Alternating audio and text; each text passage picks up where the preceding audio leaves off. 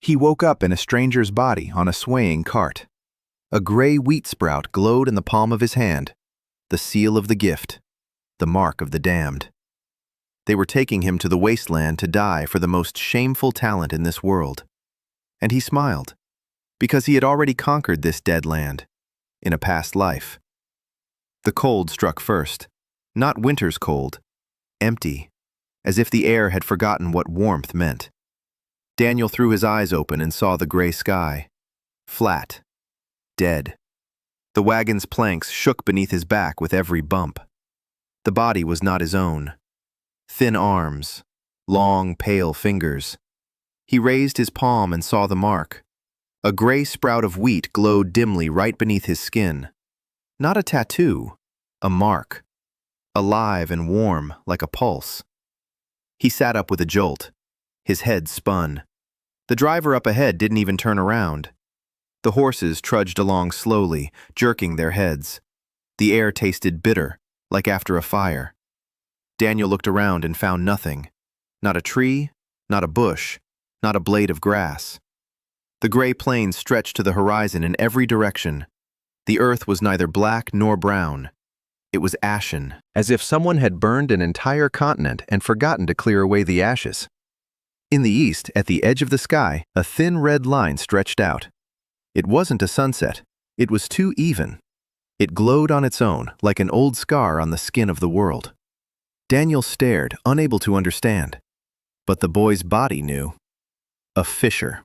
A crack from which creatures had been crawling out of the ashes for 60 years. In his mind lay memories that weren't his own, like a stack of letters from strangers. His name is Dan Kieran, 17 years old, the youngest son of an impoverished family. 3 days ago, he underwent the rite of awakening and received his gift. Farming, the gray gift, a disgrace. His father wouldn't look him in the eye. His mother wept for herself, not for him. His brother said he'd be better off if he'd been stillborn. Then came the travel permit. Corrective farming. Plot 47 of the Gray Harrow wastelands.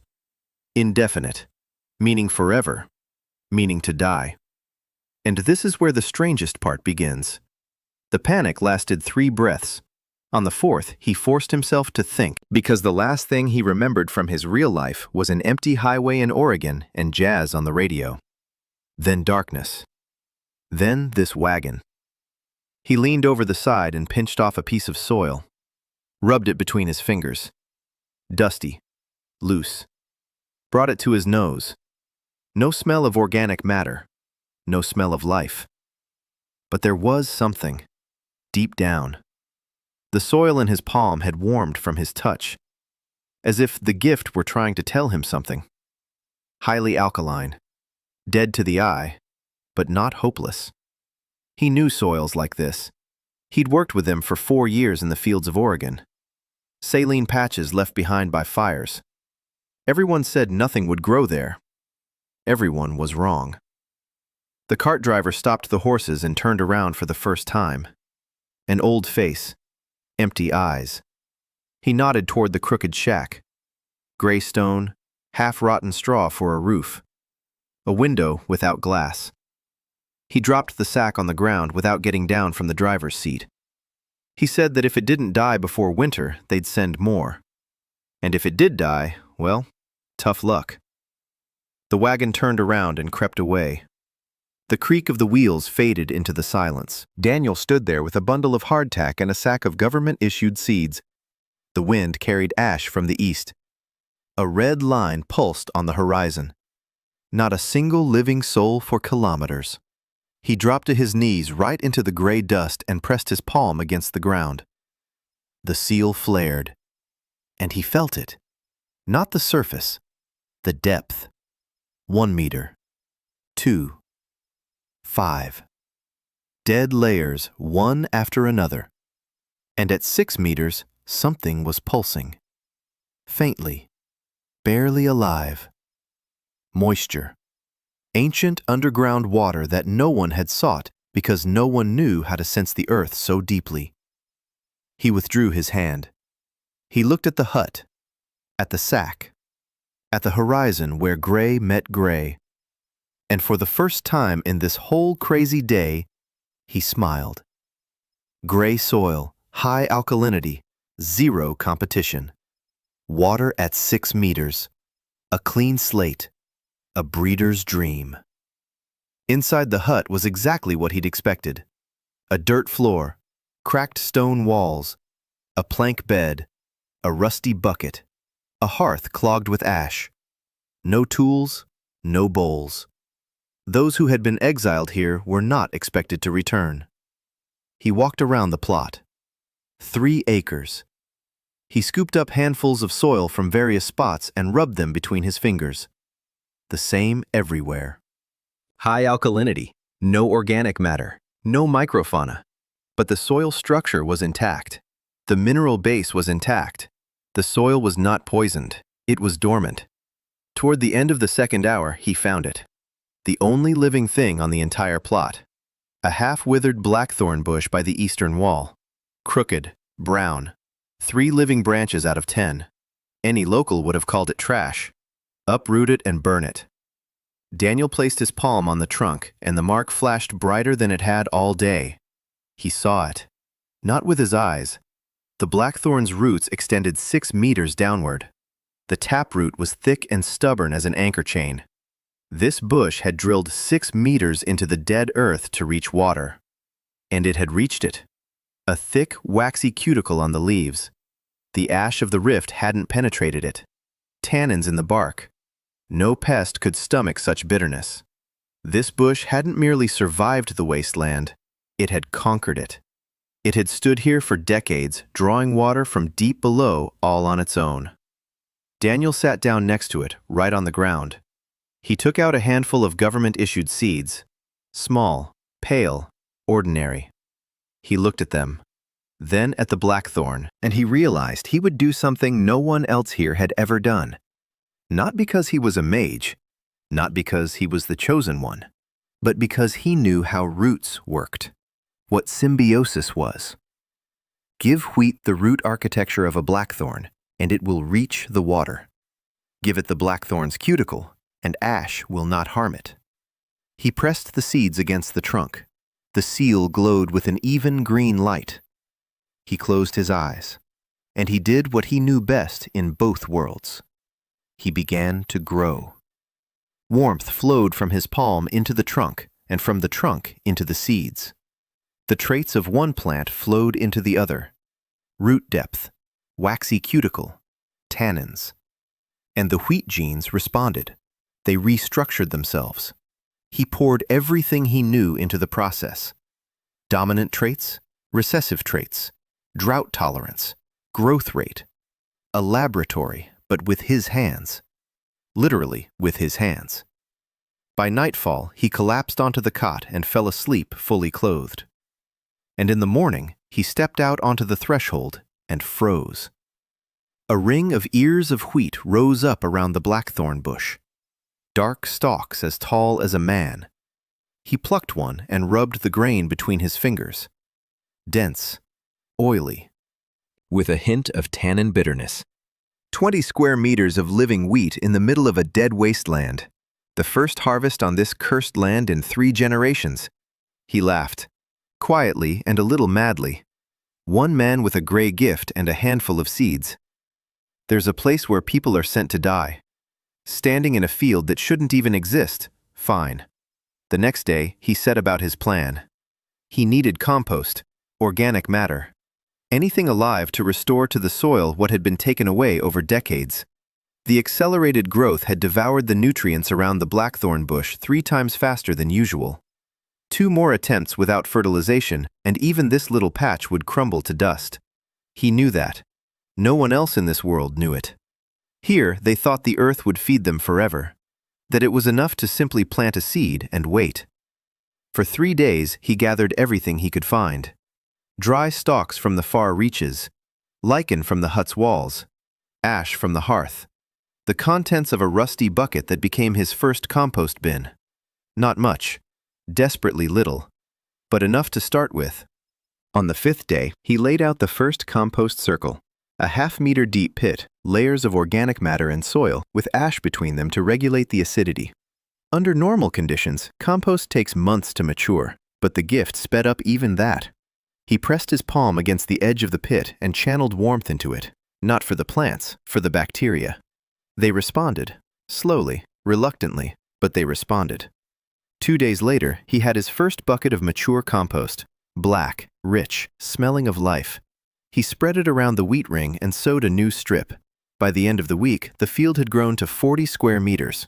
The thornbush stood in the center like a sentry. The wheat rose around it like a dark wall. Daniel stepped to the edge and fixed his gaze on the red line of the rift. No tools, no helpers, no protection. But the earth lay beneath his feet, and he knew what to do with it.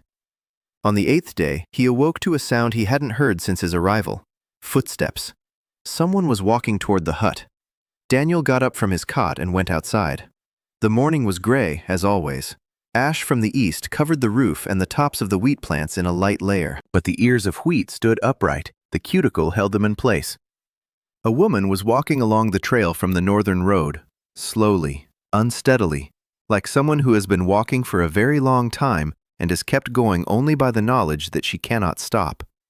Her red hair was dirty and tangled.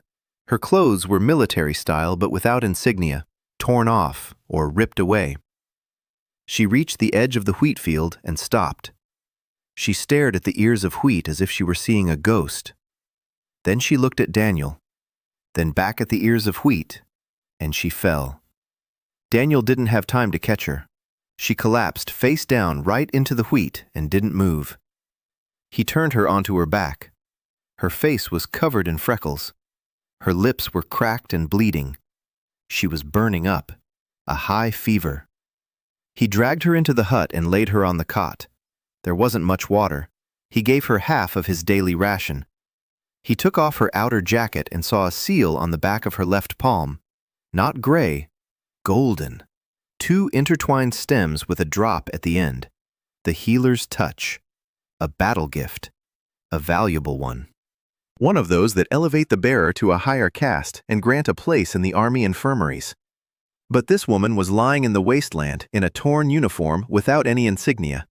So she wasn't from the infirmary. She was one of those who had left. A deserter. He knew from others' memories that desertion from the front was punishable by hanging. If they found her here, they'd hang her. And him, too, for harboring her. Daniel covered her with his jacket and walked out into the field. He had no medicine, no herbs. There was nothing but wheat and blackthorn. But he had the gift. He crouched at the edge of the field and began to think. A fever reducer. In his world, that's salicylic acid, aspirin. The original source, willow bark. There are no willows here. But there are tannins in the blackthorn. If he could extract them... No, not like that. He wasn't a chemist. He was an agronomist. He thought differently. He needed a plant that already contained what would help her. He untied the government-issued sack and poured all the seeds onto the ground. Wheat. What kind of grain that looks like barley? 3 types of beans. And small, dark seeds he hadn't noticed before. He picked one up and held it in his palm. The seal responded. Green reading turned on by itself. He saw the seed's internal structure, a composite flower. The root system was fibrous and shallow, high essential oil content, anti-inflammatory compounds in the leaves, something between chamomile and yarrow. Daniel squeezed the seed tighter and infused it with thyme. An accelerated cycle. The seed cracked in his palm and released a white root right between his fingers. He stuck it into the ground next to the compost pile. By noon, a bush with yellow flowers, a palm's height tall, had sprung up from the ground. He plucked a bunch of leaves and rubbed them between his fingers. A bitter, pungent smell. Good. He brewed them in a rusty bucket over the embers of the hearth. The water turned dark green and smelled so strong that even his own eyes watered. He lifted the woman's head and poured 3 mouthfuls into her mouth. She coughed but swallowed. By evening, the fever had subsided. It hadn't gone away completely, but it had receded. She opened her eyes during the night. They were green and cloudy from illness. She looked at the ceiling, then at Daniel, who was sitting by the hearth, stirring the coals. She asked where she was. He replied that this was Plot 47, the wastelands of the Gray Plow, correctional farming. She was silent for a long time. Then she asked why he hadn't driven her away. Deserters aren't taken in. You get hanged right here for that. Daniel shrugged and said there was no one here to hang her, and that it was a 3-day journey to the nearest garrison, and that frankly, he didn't care who she was or where she came from. He needed extra hands in the fields. She could stay if she wanted, or leave once she recovered. It was her choice. The woman looked at him for a long time. Then she said her name was Mairead O'Shea, that she'd worked as a field medic with the 6th Frontier Corps for 4 years, that her gift could get the wounded back on their feet in an hour, and that command would send them back into battle the very same day. The same faces every day. She'd treat them in the morning and see them on stretchers by evening, or she didn't see them at all. She'd left in the middle of the night 2 months ago. She'd headed south, then west. Then she'd lost track of where she was going. She'd seen the smoke from his fire and made her way toward it. Not to survive, to lie down where it was warm. Daniel listened and didn't interrupt. When she fell silent, he stood up and brought her a flatbread made of coarse, dark flour. The first bread made from blackthorn wheat, bitter and dense. Mairead took a bite and chewed slowly. Then she asked what kind of wheat it was. He replied that he'd grown it himself. She looked at his palm with the gray mark. Her face wore an expression he couldn't quite read yet. In the morning, she got up. She was unsteady on her feet, but she managed. She stepped out onto the porch and saw the field. She stood there for a minute. Then she turned around and said she was staying. Daniel nodded and handed her a bucket. Her first task, to carry ashes from the hut to the compost pile. Mairead took the bucket and went to work without asking why. By the end of the second week, the two of them had cleared another 20 square meters. Daniel was sowing seeds. Mairead carried compost and watered from a bucket with water that he drew up from deep underground through the blackthorn roots. It was a new trick. He'd discovered it by accident on the 10th day. If you channeled a gift into the blackthorn's root system and asked, specifically asked, not forced, the roots would start pumping water upward faster. It would seep to the surface around the trunk, murky and mineral-rich, but usable. Mairead watched this and said nothing. Then she said that in her 4 years on the front lines, she'd seen many gifts. Fiery fist, thunderous step, steel whisper. All of them destroyed. Every single one. But his gift created. She said this without enthusiasm, simply as a fact. But that evening, as she helped him plant the beans, her hands were softer than usual. On the 16th day, Daniel began his first real experiment. He needed a plant that would cover the dead soil in a week and return nitrogen to it. Nitrogen fixation. Legumes. Nodule-forming bacteria on the roots. In this world, no one knew what nitrogen was. No one knew why beans were rotated with grain. They did it out of habit, without understanding why. He took 3 types of seeds: beans from a government-issued sack with a robust root nodule system, that very same yellow healing flower, fast-growing and undemanding, and lichen from the walls of the hut. Low-growing and creeping, capable of growing on bare rock. 3 parents, 1 child. He clasped all 3 samples in his palms and began the fusion. It was more difficult than with wheat. 3 sets of characteristics, 3 conflicting root architectures. He was sweating and trembling, and he could feel the gift drawing strength from him, just as water draws heat from the body. Mairead stood nearby. She didn't help. She just stood there, ready to catch him if he fell. By nightfall, he was finished. The seed turned out ugly. Brown and bumpy, the size of a grape. He stuck it into the ground at the edge of the field. By morning, something had risen from the earth, low and sprawling like a carpet, tiny yellow flowers on a dense leguminous base. The roots clung to the gray soil like fingers. The nodules on the roots were already at work. Daniel could feel it through the gift. Nitrogen from the air was being converted into food for the soil. The plant crept across the ground at a rate of 10 centimeters per hour. By evening, it had covered a square meter of dead wasteland, and the wasteland beneath it was no longer dead. Daniel sat down nearby and watched as the green square slowly spread across the gray. Mairead sat down beside him. She asked what he would call it. Daniel thought for a moment and said, "In his world." He stumbled over his words. "In his past life." No, that wasn't right either. He said that an old acquaintance of his used to call such coverings office rugs. Mairead didn't understand. He said it didn't matter. Let's just call it a rug.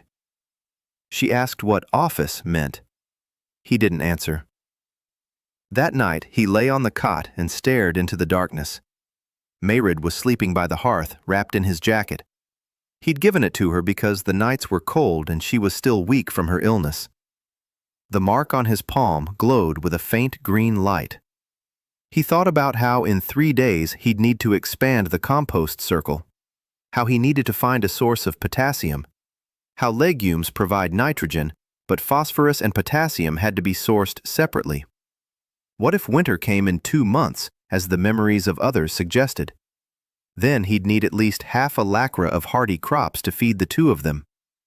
He thought about this and didn't think about how he'd ended up here or whether he'd ever return. Because the plan was the same as always. Figure out what's in his hands, figure out what's under his feet, and grow. On the 8th day, Mairead O'Shea arrived at the farm, a deserter and healer from the front lines. Daniel cured her with a decoction made from a rapidly grown plant, and she stayed on to work.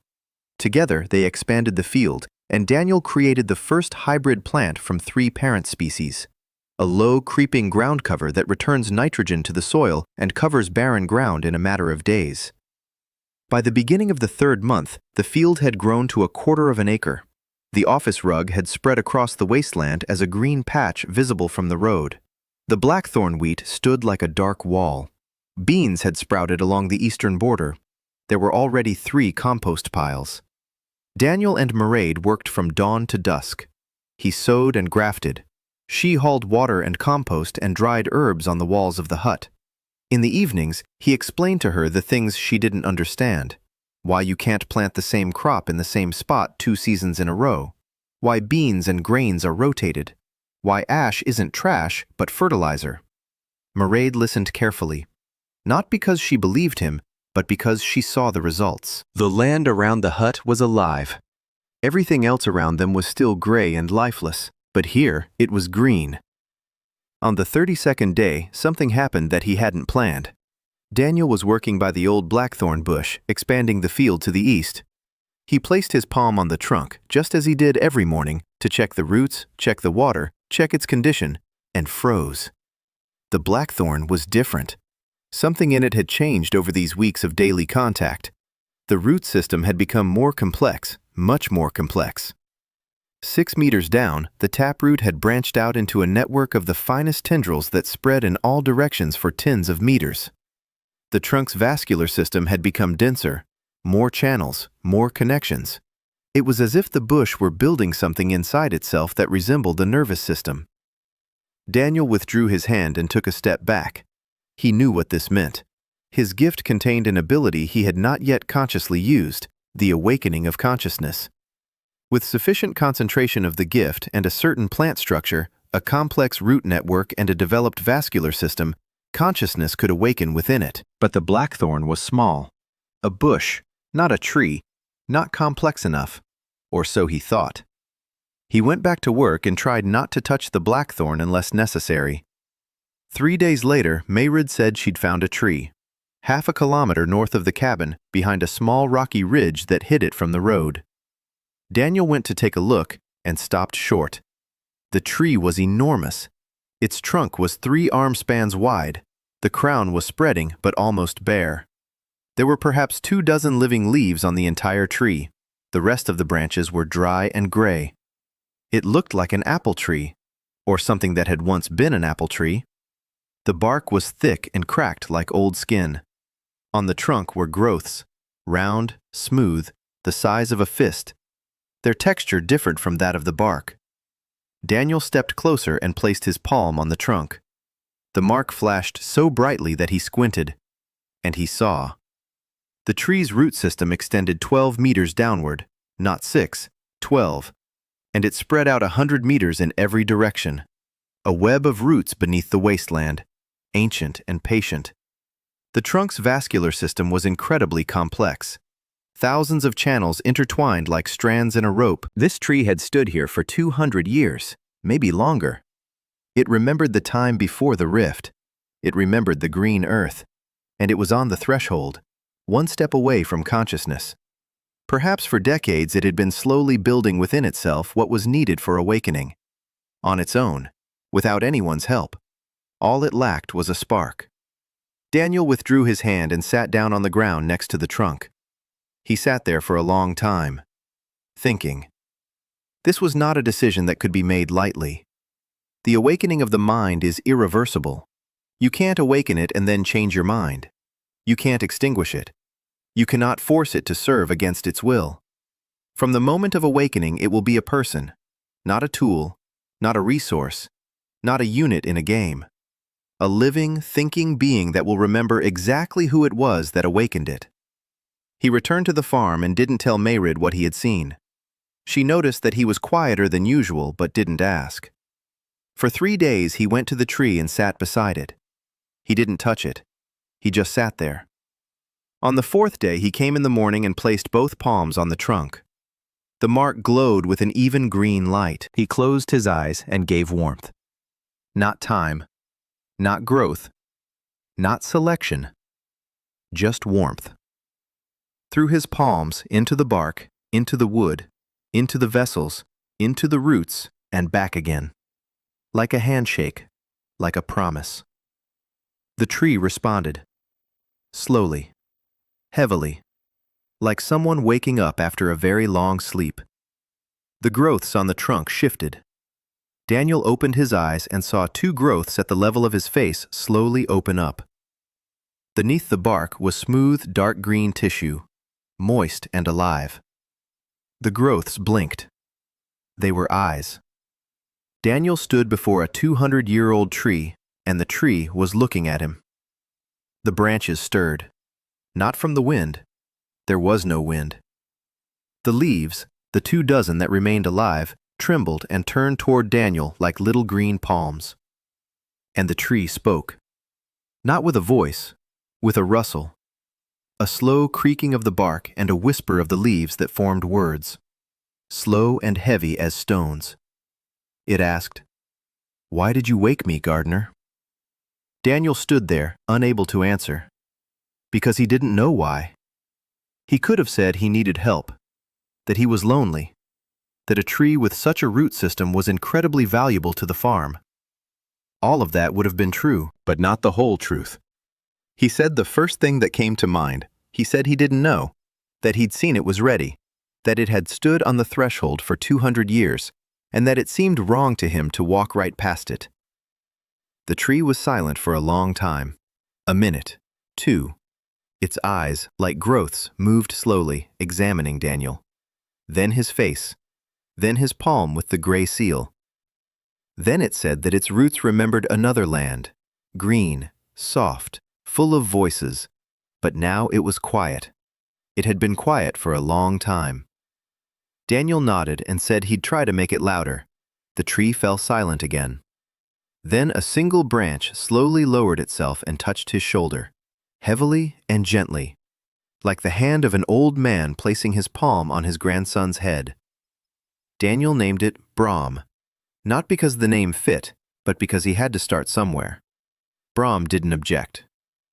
Mairead came to the tree the next day and stood in front of it for 10 minutes without moving. Then she stepped closer and placed her hand on the trunk next to the eye-like growths. Her golden seal flashed, and Brahm shuddered. All his branches trembled. He said her touch was warm, a different kind of warm, not like the gardener's. Soft. Mairead withdrew her hand, and Daniel saw that her eyes were wet. She said that during her 4 years on the front lines, her gift had only ever mended. It had gotten people back on their feet so they could go back to die. But now she had touched Brahm and felt him growing younger, that her touch was strengthening him. that for the first time her hands weren't mending but giving life. Daniel didn't answer. He just stood there, watching as she stroked the bark of the 200-year-old tree and wept silently. From that day on, Mairead visited Brom every morning. 10 minutes of touch. Her gift stabilized his newborn consciousness like an anchor. This changed Brom. New leaves began to sprout along the dry branches. The bark became smoother.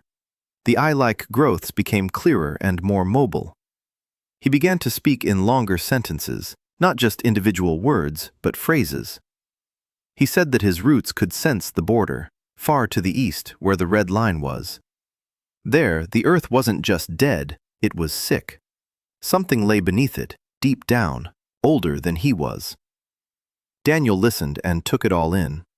By the end of the 3rd month, the farm had changed. The field had grown to half an acre. The office rug covered a strip 100 meters long. Mairead began drying the medicinal herbs that Daniel had grown especially for her. Brom stood on his hill like a silent sentinel. Its roots underground relayed information to Daniel about the moisture and composition of the soil for hundreds of meters around. For the first time in 3 months, he felt that this wasn't just about survival. It was a beginning. But Brom, during one of their slow evening conversations, said something that kept Daniel awake at night. He said that when the gardener woke him up, something deep beneath the ground had stirred as well. Briefly, faintly, like an echo, as if something very large and very old had turned over in its sleep. Daniel discovered an ancient apple-like tree half a kilometer from the hut and decided to awaken its consciousness. The tree, which he named Brom, became the first sentient plant on the farm. Mairead discovered that her healing gift strengthened Brom's consciousness. Brom reported that upon his awakening, something very ancient and large had stirred deep underground. The 4th month began with rain, the first in a long time. The water fell gray and warm, with a taste of ash. But this was water from above, not just from below, from the roots. Daniel stood in the rain with his face tilted back, thinking about a water collection system. He needed ditches, reservoirs, a system. He had no tools, no shovel, no pickaxe, not a single piece of metal except for a rusty bucket. He dug with his hands and sticks. Mairead helped, but 2 people with sticks aren't much of a workforce. A week after the rain, a second person came to the farm. A boy, about 15 years old, skinny to the point of transparency, with a sack on his back and a travel document in his hand. The Gray gift. Calculation. He could instantly determine the quantity of anything within his field of vision. How many grains in an ear of wheat? How many drops in a bucket? How many steps to the horizon? A completely useless gift by the kingdom's standards. His name was Tyron, and he had been sent to die on Plot 48, the neighboring one. But on Plot 48, there was neither a hut, nor a field, nor a living soul. Tyron walked by and saw a green spot amid the gray. He stopped. He stared at it for a long time. Then he walked toward it like a moth to a flame. Daniel gave him some bread and a place by the hearth. Tyron ate and wept, not out of grief, but because the bread was warm. He said he'd been walking for 3 days and hadn't seen a single living thing. Daniel asked what he could do besides use his gift. Tyron said nothing. He'd been taught to count, only to count. Grain in the granaries, coins in the treasury, arrows and quivs. When his gift turned out to be gray, his family disowned him. You can count without the gift. Daniel looked at him and said that counting isn't what everyone thinks it is. Tyron didn't understand. Daniel took him out into the field and asked him to count. Not grains, not ears of wheat, roots. To count how many roots a single stalk of wheat sends into the ground. Tyron looked down. His eyes went blank for a second, and he said the number. 247. Daniel checked using green reading. 247, exactly. He asked him to count how many nodules were on the bean roots within a 10-meter radius. Tyron looked again. 4,612. Daniel sat down on the ground. He had a living sensor, as accurate as a laboratory instrument, capable of giving him data in a second that, in his former world, would have required a week of soil analysis. The Gray gift. A useless gift. He ordered Tyron to walk around the field every morning and count roots, nodules, leaves, shoots, any numbers, and to report back. Tyron did this with the zeal of a man who, for the first time in his life, had been asked to count something important. 2 days after Tyron, another man arrived. An old man, Ren Sommel, 62 years old. Gift, purity. He could cleanse things of dirt with a touch. Dishes, clothes, surfaces. The most despised of the gray gifts. The gift of a laundress. His wife had died. His children were at the front. He himself was heading east, not because he'd been exiled, but because he didn't care where he went. Daniel gave him a place to stay and a task, to purify water. Ren looked at him as if he were crazy. He explained that the water from the blackthorn roots contained mineral impurities, heavy metals, salts, and debris. If Ren could clean a bucket of water of dirt, then he could purify drinking water of impurities. Ren gave it a try. He placed his hands on the bucket of murky water. The mark on his palm was faint and gray. The water became clear in 10 seconds. Daniel tried it. Clean. No aftertaste. No salts. Ren looked at the bucket as if he were seeing it for the first time. In 62 years, no one had ever told him that his gift could save lives, because no one had ever thought of water as something that needed to be purified. In this world, people drank whatever was available, and they died of diseases without understanding why. By the middle of the 4th month, there were 5 people on the farm: Daniel, Mairead, Tyron, Ren, and a woman named Kara Salt, 30 years old, the gift of soft hands. She could soften any material with a touch. Stone became like clay. Wood bent like a rope. Leather softened to the consistency of fabric. Yet another useless, gray gift. She had come from the north. She'd heard from a merchant that someone had cultivated a field in the wasteland. She didn't believe it. She came to see for herself. She saw it. She stayed. Daniel put her to work digging. Ditches for water collection. Kara placed her hands on the stony ground, and it became as soft as wet sand. In a single day, she dug as much as 2 people with shovels would have dug in a week. An irrigation system. Primitive. Ditches running from the field to a low-lying area where rainwater collected. Ren cleared the way. Kara dug. Tyron calculated the water usage. Mairead treated their chafed hands and aching backs. And Daniel stood in the midst of it all and realized one thing. The gray gifts aren't useless. They've just never worked together. Individually, each of them seemed trivial. Calculation, purity, soft hands, farming, ridiculous, pitiful, a disgrace to the clan. But together, they were a system, a living, functional system. The counter provided data. The purifier provided clean water. The digger provided infrastructure. The healer maintained health. The farmer brought it all together into a single cycle. It was no accident. Daniel thought about this at night, staring at the gray ceiling of the hut. The gray gifts were fragments of something greater. Each one on its own seemed like nonsense, but when put together, they formed a tool.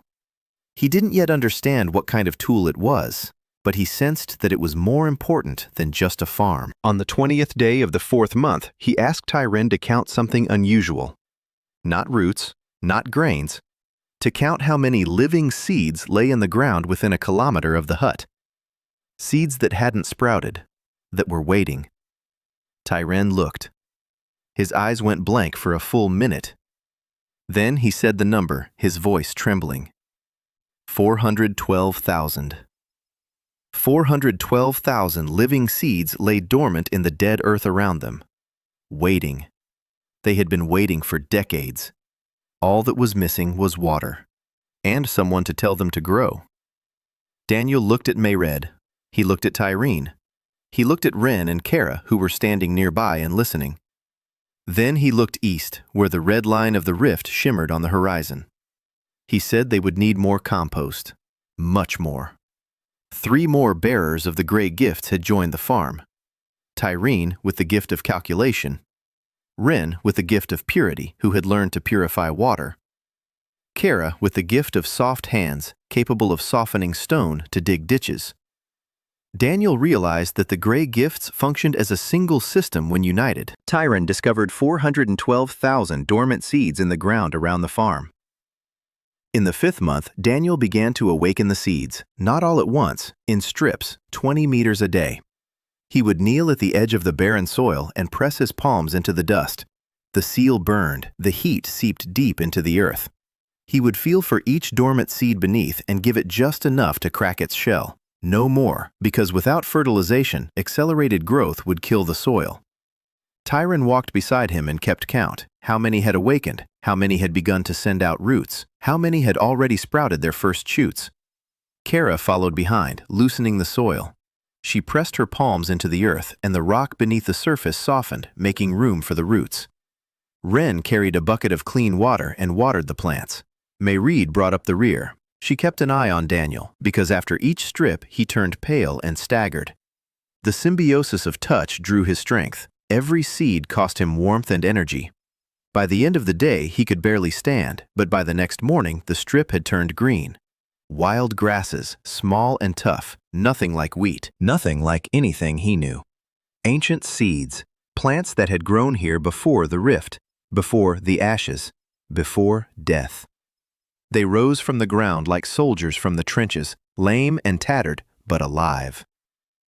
Brom watched from his hill. He said he remembered some of them. This grass with blue stems, it used to grow all over the plain. They made ropes out of it. And this shrub with white berries, birds used to eat it, long ago, back when there were still birds here. Daniel listened and catalogued. He scanned every new plant through green reading, properties, root architecture, chemical composition. Tyron gave him the numbers. Brom gave him the history. Together, they pieced together a map of a dead ecosystem. What had grown here? What had coexisted with what? What depended on what? It was like assembling a dinosaur skeleton from its bones, only the bones were alive and reaching toward the light. By the end of the 5th month, the green patch around the hut had grown to 2 acres. Uneven, variegated. This was not a monoculture, but a wild diversity. Dark wheat and wild grasses and an office rug, and beans and blue cordgrass and white berry bushes. The bromeliad stood in the center like an axis. Its crown had come to life over those months. Leaves now covered 2/3 of its branches. He still spoke slowly and with pauses, but he spoke more. He told of the times before the cleft, of the green earth that sang. He said that the earth hadn't died, it had gone deaf. It had stopped hearing what was growing above, because something below was getting in the way. Daniel asked what exactly. Brom replied that he didn't know. It was too deep. Even his roots, at 12 meters deep, couldn't reach it. But they could sense it. There was something there, something big and old and not quite asleep. In the 6th month, Soyan arrived. She didn't just arrive. She had already been here for 3 days when Daniel noticed her. Or rather, when Brom noticed her. He said that on the western edge of the field, someone was sitting in the bushes every night, small and quiet, completely silent. Daniel went to check and found no one. He went the next night and again found no one. On the 3rd night, he simply sat down at the edge of the field and spoke into the darkness. He said he knew someone was there, that Brom could sense it, that there was nothing to be afraid of, that there was food. Silence. Then a rustle. And a figure emerged from the thicket of office carpet, small and thin, short black hair, a face as sharp and alert as a fox's, 19 years old. She moved so quietly that Daniel wouldn't have heard her even 2 steps away. She walked over and sat down across from him without saying a word. Then she held out her hand, palm up. A mark glowed on the back of her hand. Not gray, dark blue. Silent step. Battle gift. Perfect silence. Her name was Soyan Ha. She said it briefly and without emotion, like a number on a list. Then she said she'd been sent to kill him. Daniel didn't move. She spoke evenly and calmly. The southern clan had received an order, a self-proclaimed farmer in the east, stirring up barren land. Too much attention. Someone in the capital doesn't like it. They gave her a name and coordinates. She arrived 3 days ago. She sat and watched. She saw him kneeling in the mud, talking to the seeds. She saw the old man purifying the water with his hands. She saw the boy counting roots and laughing when the number matched the forecast. She saw the red-haired woman stroking a tree, and the tree stroking her back with a branch. For 3 days she watched and couldn't bring herself to do what she'd come for. She said she wanted some bread, if possible. Daniel stood up and walked toward the hut. He returned with a flatbread and a mug of clean water. Soyan ate slowly. Not because she was hungry, because she wasn't used to eating when someone was nearby. Then she said that her whole life she'd been valued for only one thing: how quietly she kills. Silent step. The perfect gift for an assassin. Since she was 12, training, assignments, silence. She couldn't remember the last time she'd talked to someone for so long. Daniel listened and didn't interrupt. When she finished, he asked if she wanted to stay. She said she had no choice. If she returned empty-handed, the clan would kill her. He shook his head and said that wasn't an answer. The question wasn't whether she had options. The question was whether she wanted to be here. She was silent for a long time. Then she said yes, she wanted to. Because it was quiet here, truly quiet. Not the kind of silence that comes before a killing, but the kind that comes when there's nothing to kill. In the morning, he gave her a task, not to kill, to listen. He led her to the eastern edge of the field, near the border of the dead zone, and asked her to lie down on the ground and use her silent step. But not to sneak up on anything, to listen. Her gift suppresses all sounds around her. That means she hears what is usually drowned out: the wind, vibrations in the soil, movements kilometers away. Soyan lay down on the gray earth and closed her eyes. A minute later, her expression changed. She said she could hear something to the east, a low rumble, beneath the ground, as if something were breathing, slowly and heavily. Very far away, but very large, and she could also hear footsteps, to the northwest. Many footsteps, heavy, metallic, horses and people in armor. 2 days' journey, maybe 3. They're coming this way. Daniel looked toward the northwest, an empty gray horizon. Not a sound, not a movement. But Soyan wasn't mistaken. He knew that. Quiet Step was created to hear things before anyone else. So someone was coming. Someone in armor. And they had 2 days. He returned to the hut and gathered everyone. Mairead, Tyron, Rin, Kara, Soyan. Then he went to Brahm. The tree watched him in silence. Daniel said someone was coming their way, most likely an inspection party from the nearest garrison, maybe the same inspector who had come during the first week and left without a word, or perhaps someone higher up. Rumors of a green spot in the wasteland might have spread far and wide. Brahm said one word: wait. Daniel looked at him. Brahm slowly turned his eye growths toward the east, toward where something was breathing beneath the ground. Then he looked at Daniel again and said that the earth was waking up. Not just here, it senses it through the roots. Far away, everywhere. What the gardener has started won't stay small, and those who are coming feel it too. Daniel stood before Brahm and realized that 2 acres of greenery in a dead wasteland wasn't just a farm. It was a statement, loud and uncomfortable. He was growing what was supposed to be dead. He was using the gift that was considered a disgrace. He gathered around him people who had been written off, and the earth beneath his feet responded to this so strongly that it could be heard for kilometers. Of course, they were coming to him. He returned to the farm and began to prepare. Not for battle, for a conversation. He asked Tyron to count the harvest, every ear of grain, every sack of flour, every bundle of herbs. He asked Mairead to gather a supply of medicinal decoctions. He asked Kara to widen the drainage ditch at the entrance so the wagons could pull up. He asked Ren to polish the only bucket until it shone. He asked Soyan not to kill anyone. She looked at him for a long time. Then she nodded. 2 days passed quickly. On the morning of the 3rd day, dust appeared on the horizon. Then figures. Not a detachment, a single rider and a wagon. The rider was dressed in a garrison officer's uniform. He rode slowly, gazing at the field, at the green, at the living, at the impossible. He stopped at the edge of the wheat field and remained in the saddle for several minutes, simply staring. Then he dismounted and approached Daniel, who was standing by the hut with his arms crossed. The officer was young, about 25, tanned and weary. He said his name was Lieutenant Vic Tallow, 3rd Garrison of the Eastern March. He was here on the Commandant's orders. A report had come in that unauthorized agricultural activity had been discovered on Plot 47. Daniel looked at him and said that the activity was fully authorized. Here's the travel permit. Corrective farming, Plot 47. Indefinite term. He was ordered to farm. He's farming. Lieutenant Tallow looked at the certificate, then at the field, then back at the certificate.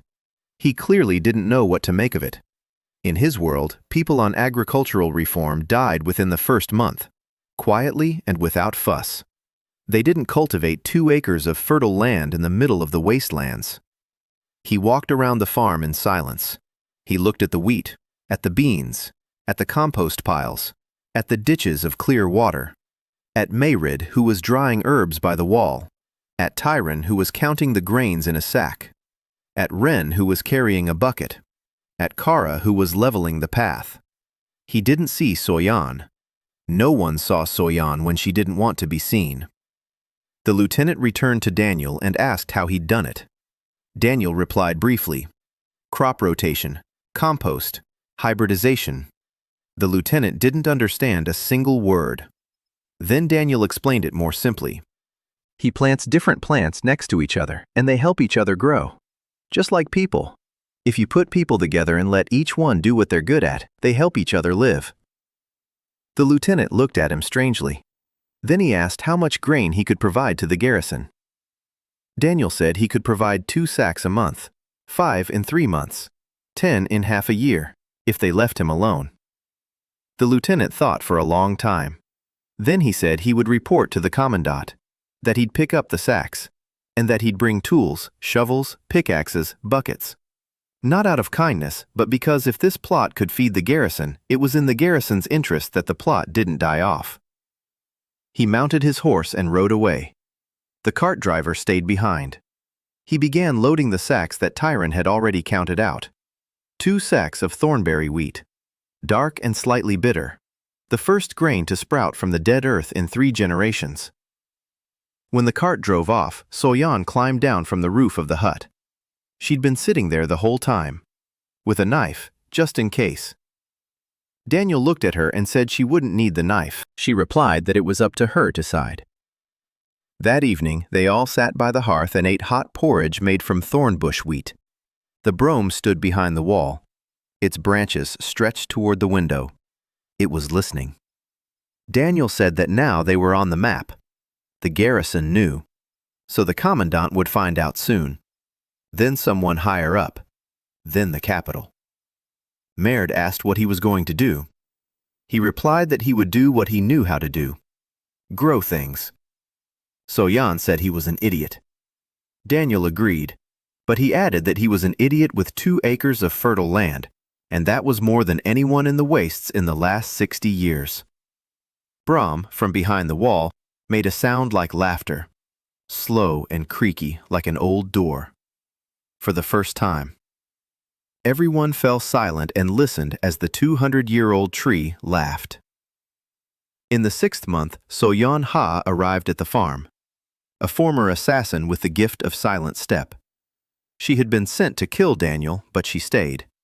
Her gift turned out to be the ability to hear vibrations from kilometers away. She detected the approach of the garrison inspector and a faint rumbling beneath the ground to the east. Lieutenant Tallow conducted an inspection and struck a deal, 2 sacks of grain a month in exchange for tools and non-interference. For the first time, the farm appeared on the map. The tools arrived a week later. Lieutenant Tallow kept his word.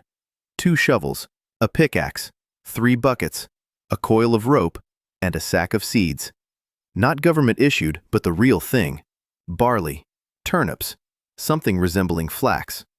Daniel held the seeds in his palm and read each one through green reading. Barley, sturdy but shallow-rooted. Turnips, good root system but weak against ash. Flax, fast-growing and fibrous. Material, building material for new splices. He worked from morning until dark. Tyron counted. Kira dug. Wren purified water. Mairead kept track of everyone's health and dried new batches of herbs. Soyan disappeared at dawn and returned at night. She patrolled a 5-kilometer radius around the perimeter. She listened. Every evening she reported. Quiet from the north. Quiet from the west. Quiet from the south. A rumble from the east. Always a rumble. Steady and deep. Unchanging. Daniel nodded and made notes with a stick on the hut's wall. He kept a log, just like in a lab. Dates, plantings, harvests, observations. Tyron's observations. Soyan's observations. Brahm's words. The wall was covered with notes like a blackboard in a lecture hall. Mairead once said that the wall looked like madness. Daniel replied that it was science. She said she couldn't tell the difference. 2 weeks after Tallow's visit, he began a new project. He needed eyes, not human ones. The farm was growing, and he couldn't control everything himself. He needed plants that could see. He took flax seeds, fast-growing, slender, and flexible. He took pollen from the yellow healer flower, along with essential oils and light sensitivity. And he added a third component, lichen spores from the walls of the hut, the ability to grow on anything and in any direction. 3 parents. He spent 2 days grafting them together. It was more complicated than an office rug because he was trying to create not just a plant, but a plant that reacts to light in a specific direction, like an eye. That night, after the first day of grafting, he lay there exhausted, and Mairead sat beside him. She placed her hand on his forehead. Her gift flowed through his skin, soft and warm. Not a cure, just support. Like a warm compress from the inside. She said he was killing himself. Each grafting takes more out of him than the last. He replied that he knew. She said she wouldn't stand for it. He looked at her and saw she wasn't joking. For 4 years, Mairead O'Shea had watched people kill themselves for the sake of others' goals. She wasn't going to watch that happen again. She said she would help. No carrying buckets, helping with her gift. She'd seen how her touch stabilized Brahm. Maybe she could stabilize the grafting process too. Hold the new plant while Daniel shaped it, like an assistant during surgery.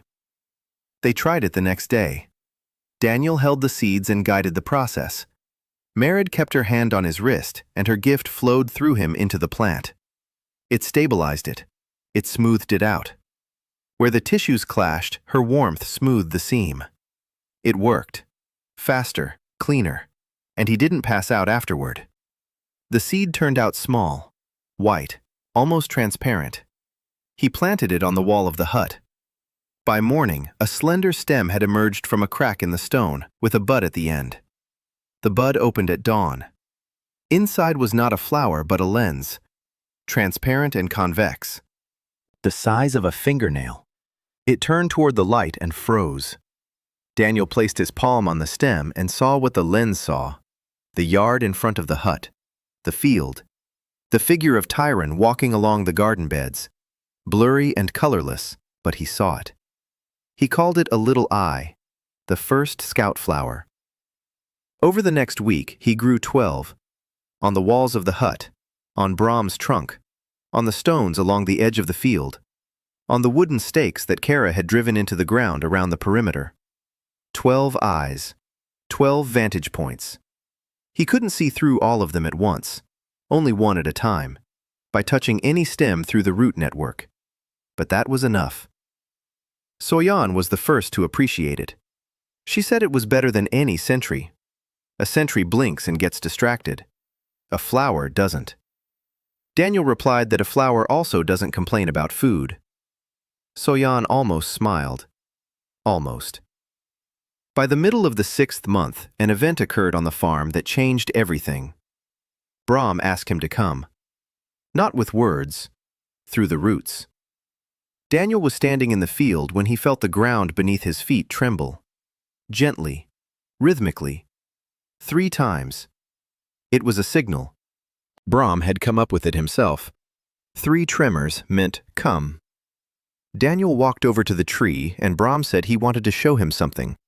He asked the gardener to place both palms on the roots, not on the trunk, on the roots protruding from the ground at the base.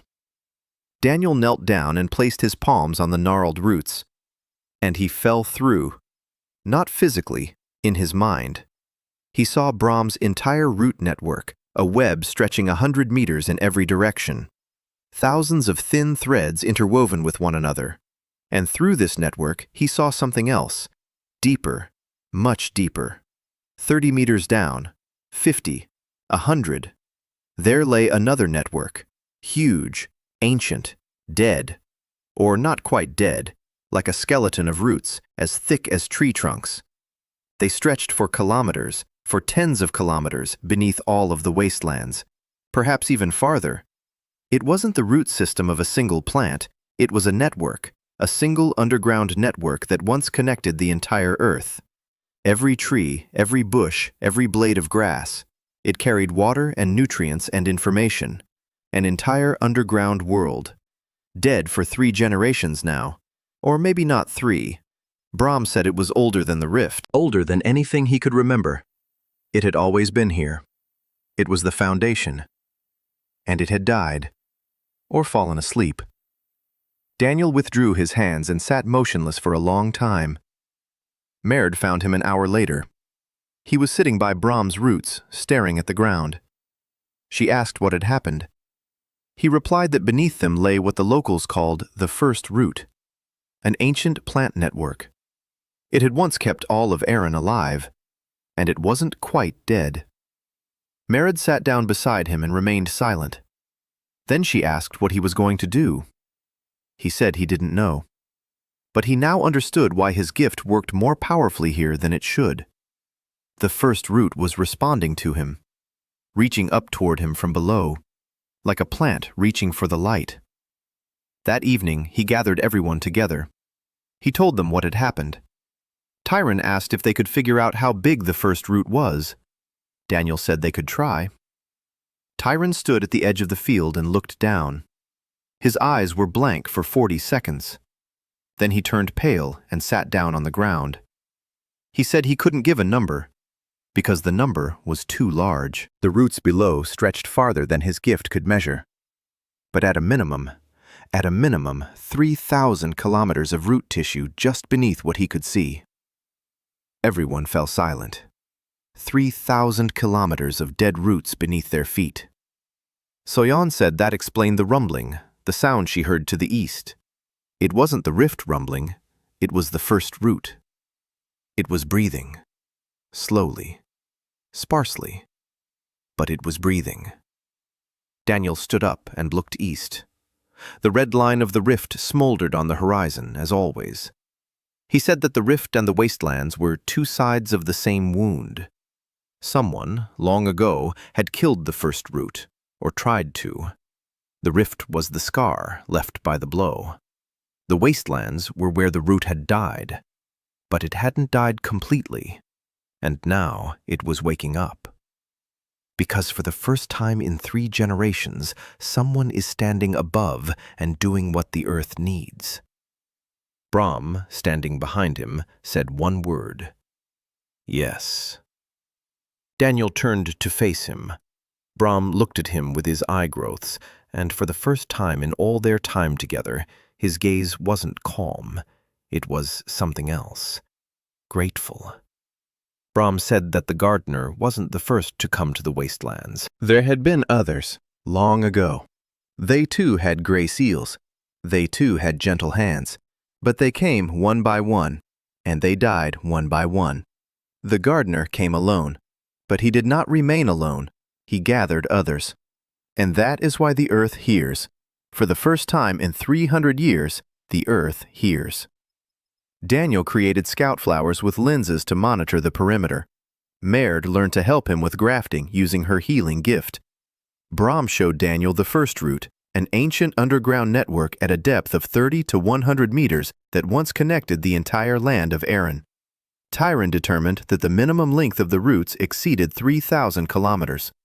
It became clear that the rift and the wastelands were two sides of the same ancient wound in the world. The 7th month brought people, not one by one as before, but in groups. The first to arrive were 3 peasants from the village across the river, the very village that had once been a 2-day journey away. They said they'd heard from the garrison soldiers about grain from the wasteland, dark and bitter but real. Their village had been starving for 3 years. The men had been taken to the front. Only the elderly, children, and women remained, and there weren't enough hands to work the fields. They didn't come to beg, they came to trade. They brought a bundle of dried fish and a skein of canvas and asked how much grain they could take. Daniel looked at the fish. He looked at the canvas. Then he looked at the 3 people in tattered clothes standing before him, trying not to look at the green field behind him. He said he'd give them 3 sacks, for free. They didn't believe him.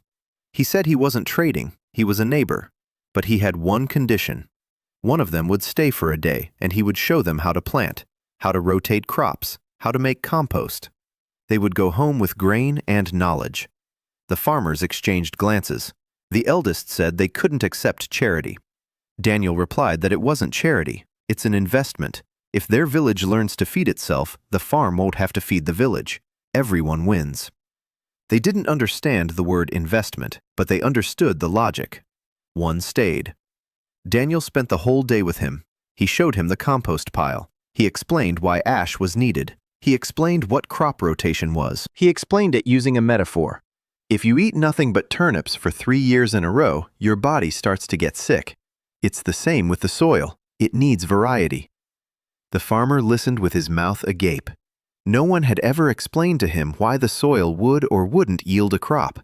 He thought it was the will of the gifts, or the will of the gods, that the soil was just dirt that either gave or didn't give. Daniel said that the soil is alive, not like a person, but alive. And if you listen to it, it will tell you what it needs. The farmer left with 3 sacks of grain and a head full of words he'd never heard before. Compost, rotation, crop rotation. 2 weeks later, 5 more people arrived from another village, then 7 from a third. Word spread faster than Daniel had expected. By the end of the 7th month, more than 30 people had passed through the farm. Not all of them were there for the grain. Some just came to look, to make sure it was true, that something green was growing in the wasteland. They would come and stand at the edge of the field and watch, as if it were a miracle, like a bonfire in the dark. Daniel didn't chase anyone away. He gave each person a flatbread, showed them the field, and explained that it wasn't magic, but hard work. Not everyone believed him. Some walked away muttering that it was witchcraft and that the gray gift couldn't do such a thing. But most believed him, because they were standing on living earth and could feel it beneath their feet. At the beginning of the 8th month, someone who wasn't a peasant arrived. A woman arrived on a fine horse, wearing a hooded traveling cloak. Alone, without guards. Soyan spotted her a kilometer away and warned them. Daniel went out to meet her. The woman dismounted and pulled back her hood. A pale face, glasses on a thin chain. Dark hair pulled back into a neat bun. Gloves. A seal was visible beneath the glove on her left hand. She said her name was Eileen Veltran-Kiersta and that she had arrived on a mission from the Land Resources Office. Daniel heard the surname and froze. Veltran, like the kingdom. Veltran-Kiersted, a double surname. Aristocracy, or higher. She noticed his reaction and said calmly that yes, she was from the royal house, a younger branch, 8th in line to something she preferred not to think about. She was here as an inspector, officially, but she added a word that Daniel remembered. For now. She was here officially, for now. Eileen walked around the farm with a notebook in her hand. She wasn't taking notes, she was memorizing. Daniel found out later why. Her gift, paper memory. She remembered, word for word, everything she had ever read, every book, every document, every map. She didn't need a notebook. The notebook was for show, for the report she would write later. She surveyed the fields, counted the acres, 3.5 by then. She surveyed the compost circles, the system of ditches, the grain reserves. She looked at the people, at Mairead with her herbs, at Tyron with his numbers, at Wren with his clean water, at Kara with her soft hands, at Soyan, who appeared out of nowhere and stood behind Daniel. Eileen looked at Soyan, and something flickered across her face. She recognized it. Not the face, the mannerism, the southern clan, the quiet step. She said nothing. Then Daniel led her to Brom. Eileen stood in front of the tree and didn't move. Brom looked at her. She looked at Brom. Then Brom spoke. He said she smelled of ink and old paper. Like those people who used to come here long ago, before the rift. They wrote things down too. And then they stopped coming. Eileen took off her glasses and wiped them with the hem of her cloak. Her hands were shaking. She put her glasses back on and turned to Daniel. She said that in the Crown archives there were documents she wasn't supposed to know about, but she had read them. Everything. In her 22 years of life, she had read everything she had access to, and some things she wasn't supposed to. Among the things she'd read were records dating back 300 years, interrogations of the priests of the Temple of Kornai about the first gift, about how the Crown decided that one person should not speak to the earth, that it was too dangerous, that the first gift needed to be divided, cut it into pieces, into small, safe pieces that, taken separately, meant nothing. Farming, accounting, purity, soft hands, gray gifts, fragments of a single whole. Daniel listened and felt something heavy fall into place inside him. He had suspected it, ever since the day he saw how his people's gifts worked together as a system. But a suspicion is one thing. Documentary proof is another. Eileen said she wasn't supposed to tell him this, that according to protocol, she was supposed to write a report on the unauthorized use of the gift and recommend the farm's closure. Daniel asked why she wasn't doing that. She looked at Brom. She looked at the field behind him. She looked at Mairead, who was standing by the hut drying herbs. Then she said that in her 22 years of life, she had never once been asked what she thought. She had been asked what was written, what was recorded, what was stated in the document dated such and such a date. She was a reference book, a tool, a walking archive. No one asked Eileen. They asked the memory of paper. Daniel nodded and asked, "What do you think, Eileen?" She was silent for 10 seconds. Then she said she thought the Crown had committed a crime 300 years ago, and that this crime was still killing Aaron to this day, and that the farm in the middle of the wasteland was the first place in 300 years where the shards lay side by side again. She said she would stay, not as an auditor, but as a traitor, because the truth is more important than protocol. Daniel said she didn't have to call herself a traitor. She could just say she'd been delayed by the audit, a long audit, a very thorough one. Eileen looked at him, and for the first time during her entire visit, her expression softened. She said it was the worst cover story she'd ever heard. Soyan, from behind Daniel's back, said she agreed. Brom let out his creaky laugh. The farm began supplying food to the surrounding villages, and Daniel taught the peasants the basics of agronomy. Was Eileen Velton Kjersted, the youngest princess archivist with the gift of paper memory. She explained that 300 years ago, the Crown had deliberately shattered the ancient first gift into useless shards. The gray gifts are parts of a single whole. Eileen decided to stay on the farm, betraying her home. The 9th month. Fall. The first real fall on the farm. Brom's leaves had turned yellow but hadn't fallen. He said he didn't want to sleep this winter. Too many interesting things. The fields stood dark and heavy with grain. 4 acres, black grass wheat, barley, beans, turnips. The office rug had spread half a kilometer to the south. A green patch in the wasteland was visible from the road an hour's drive away. The people on the farm had changed too. Mairead no longer looked like someone who had come to die. She had tanned and grown stronger, and her hands smelled of herbs rather than blood. Tyrone had grown 2 fingers taller over those months and had stopped flinching at loud noises. Wren smiled.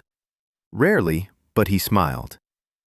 Kara chipped away at the hut's walls, softening the stone and rebuilding them into something resembling a real home. Soyan still sat on the rooftops and disappeared for days on end, but she returned every evening. And every evening she sat a little closer to the fire, half a centimeter closer. Daniel noticed. Eileen was writing, not reports for the Crown. She was writing what she called notes on the nature of the gifts. Everything she knew from the archives, plus everything she'd seen on the farm. Every evening she would sit by the fire next to Daniel and they would talk. He explained agrochemistry to her using metaphors. She explained the Crown's policies to him using documents she knew by heart. He asked her once how she'd managed to read the secret protocols. She replied that people don't notice what an archivist is reading. They see a girl in glasses shuffling papers. It never occurs to anyone that the girl memorizes everything. Daniel said that was sad. She looked at him over her glasses and replied that it used to be sad. Now it's useful. 4 more people had joined the farm over the fall. 2 farmers who decided it was better to learn on the spot than to travel back and forth. A guy with the gift of the dry wind. He can direct air currents. Useless by the caste standards. Perfect for winnowing grain and drying herbs. And a girl, Hannah Redding, 17 years old, blonde, muscular, covered in soot up to her elbows. She came from the Blacksmith Valley beyond the northern ridge, a 5-day journey. She heard from a merchant that there was a farm in the wasteland that bought tools. It didn't buy them. It traded for grain. She brought a bag of her work with her. Knives, staples, horseshoes, all made of gray iron, rough-hewn but sturdy. Her gift was called the cold hammer. She could forge without a forge. Her hands would grip the metal and it would yield like soft wax. No heat was needed. The pressure came from within through the mark. Her palms had gray calluses from the metal, and a gray mark of a hammer was barely visible among them. She laid the goods on the ground and asked how much grain she'd get for everything. Daniel looked at the knives, the staples, and the horseshoes. Then he looked at Hannah. Then he said he didn't need the knives, and he didn't need the horseshoes either. He needed a shovel that wouldn't damage the roots. Hannah didn't understand. He explained. A regular shovel cuts through the soil and everything in it, including the roots. Every time Kara digs a trench, she cuts through the root network he'd spent weeks building. He needed a tool with a thin blade and a rounded edge that would slide into the ground between the roots, not through them. Hannah looked at him as if he were crazy. In her entire life, no one had ever ordered anything like that from her. She'd been ordered swords, spearheads, horseshoes, shield rivets, things for war and things for the horses that carry them to war. But this guy was asking for a shovel for roots. She told him she didn't know how to make one. Daniel sat down next to her on the ground and began sketching with a stick. The shape of the blade, the angle of the edge, the width, the length of the handle. He drew and explained why each element had to be exactly that way. Hannah listened and her eyes changed. She saw the challenge. Not a military one, not a commercial one, an engineering one. She said she'd try. Daniel gave her a spot by the hearth and some iron from the old staples she'd brought herself. Hannah worked for 2 days, without a bellows, without an anvil. She simply squeezed the iron in her palms and it bent and flowed and took shape. Daniel watched. It was mesmerizing. The metal in her hands was alive. She sensed it the way he sensed plants. She knew where the tension lay, where the weakness was, where to add and where to remove. On the second evening, she set a shovel down in front of him. A narrow blade with a rounded edge, a long handle suited to his height. The balance was perfect. He picked it up and thrust it into the ground at the edge of the field. The blade slid in smoothly between the roots without touching a single one. He lifted a clod of earth and set it aside. The root system beneath was intact. He looked at Hannah and said it was the best shovel he'd seen in both worlds. She didn't understand the part about the two worlds, but she understood that her work had been praised, not as a weapon, but as a tool for the earth. Her face turned red, and she turned away, saying she needed more iron. Daniel said there was no iron, but there were orders. A hoe for Mairead. Light and short because Mairead isn't very tall and it's hard for her to work with long tools. Pruning shears for trimming vines, with a spring mechanism so her hand wouldn't get tired. Hooks for drying herbs on the walls. Each order was for a specific person with a specific explanation of why and for whom. Hannah listened and took it all in.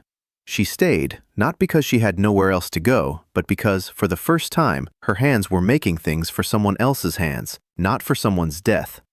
She told this to Mairead that evening, thinking Daniel couldn't hear her, but Soyon heard everything, and she passed it on to him. He didn't say anything. The next morning, he simply left a piece of wheat bread and a handful of dried berries at her spot. No note, no explanation. Hannah ate them and said nothing. But by evening, she had finished the hoe for Mairead. It was perfect. By the end of the 9th month, the community numbered 12 people. Daniel, Mairead, Tyren, Ren, Kara, Soyan, Eileen, Hannah, a guy from Drywind named Mark, and 3 farmers. The bakery was up and running. Ren purified the water. Kara built. Hannah forged. Mark dried grain and herbs. Tyren kept track of everything. Mairead healed everyone. Soyan stood guard. Eileen made plans. Daniel cultivated. 12 people, 4.5 acres, 7 sensible plants, Brahm and 6 young trees that Daniel had awakened over the fall, each with consent, each in its own way. One silent and shy, one was chatty and curious, one was angry because it woke up to find ashes instead of grass. Each was a distinct personality. Daniel gave each one a name. And Mairead gave each one her stabilizing touch, and Brahm accepted each one into the root network as a younger relative. Daniel stood at the edge of the field one evening in the 9th month and looked out at his farm, at the people gathered around the hearth, at the trees on the hill, at the green patch in the gray wasteland, and he thought it was time to give it a name.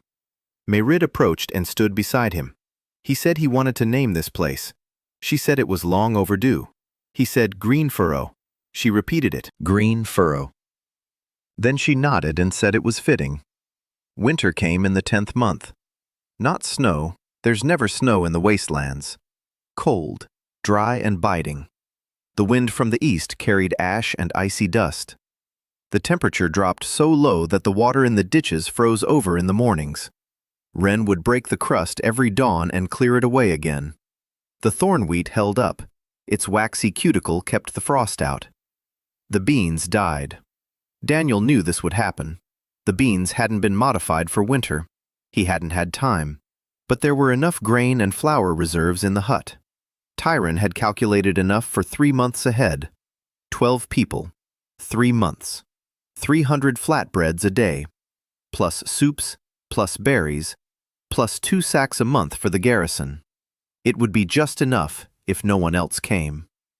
But people did come. Famine. The village across the river, the very one from which the first peasants had come, was starving for real. Their harvest didn't survive the first frosts. They planted the old way, without crop rotation, without compost. One peasant who'd studied under Daniel tried to explain, but they wouldn't listen to him. Now they were listening, because there was nothing to eat. The news reached Daniel through the scout flowers. He had set up 3 peepholes on tall stakes along the road to the river. Through them, he saw people leaving the village and heading toward the farm. Women, old people, children, with empty sacks. He told Mairead. She counted the supplies and shook her head. It wouldn't be enough. If they fed the village through the winter, the farm itself wouldn't survive until spring. Daniel nodded. Then he stood up and began loading the sacks onto the sled that Hannah had welded together from iron strips and wooden beams. Mairead watched him. He said he'd go alone. He'd take 5 sacks. That was half the supply. She said it was madness. He replied that it was madness to sit on the grain while children nearby were eating bark. Mairead didn't argue. She gathered a sack of medicinal herbs and placed it next to the grain. Daniel dragged the sled across the gray wasteland alone. There were no horses on the farm. Kara offered to go with him, but he refused. She needed to keep building. In winter, every day counts. He walked for 2 days. He spent the night in a field wrapped in a canvas sheet. The seal on his palm warmed him from within, faintly, but enough to keep him from freezing. On the second day, he saw a village. Gray houses, gray roofs, gray people by gray walls. He walked in and they greeted him in silence. Then someone recognized him, the peasant who had studied under him. He said, "It's the farmer from the wasteland, the very one, the one with the gray gift." The reaction wasn't what Daniel had expected. Not joy, anger. An old man with a club stepped forward and said that the gray gift was a curse, that the wastelands were cursed, that the grain from the cursed land was poisoned, that they'd rather die of hunger than eat the gifts of an outcast. Daniel stood and listened. He didn't interrupt. When the old man finished, he silently untied the sack. He took out a handful of dark flour. He found a flat stone near the nearest house. He built a fire from dry branches, and he baked flatbreads. Right there, on their stones, from his flour. Hot and slightly bitter, smelling of bread. He took the first flatbread and gave it to the child standing closest to him, a boy of about 6, thin to the point of transparency. The boy looked at his mother. His mother looked at the old man with the club. The old man said nothing. The boy took the flatbread and took a bite, and he began to cry. Not out of grief, but because the bread was warm. Daniel baked until dark, one flatbread after another. He handed them out in silence. No one spoke of the curse anymore. By morning, the whole village was sitting around his sled. The old man with the club was the last to arrive. He sat down nearby and ate in silence. Then he said they had been wrong. Daniel replied that hunger was no time for being right. The village headwoman, a woman in her 50s with a stern face and weary eyes. She approached when everyone had finished eating and said quietly, "Take us under your wing, Mr. Farmer." Daniel shook his head. He said he wasn't Mr., he was a neighbor, and that there was no need to go anywhere. He would leave 3 sacks of grain and a sack of seeds, and in the spring he would send someone to teach them, or they could come themselves. There was only one road. It led to the green furrow. He left the grain and rode back. The return trip took a day and a half. He was in a hurry. Soyan met him a kilometer from the farm. She said that while he was away, a messenger from the garrison had arrived. Lieutenant Tallow had sent a letter. Daniel read it by the hearth. Tallow's letter was brief. A request had come from the capital. The Land Resources Office was interested in Plot 47. The inspector who had been sent out hadn't returned and hadn't sent a report. This had raised suspicions.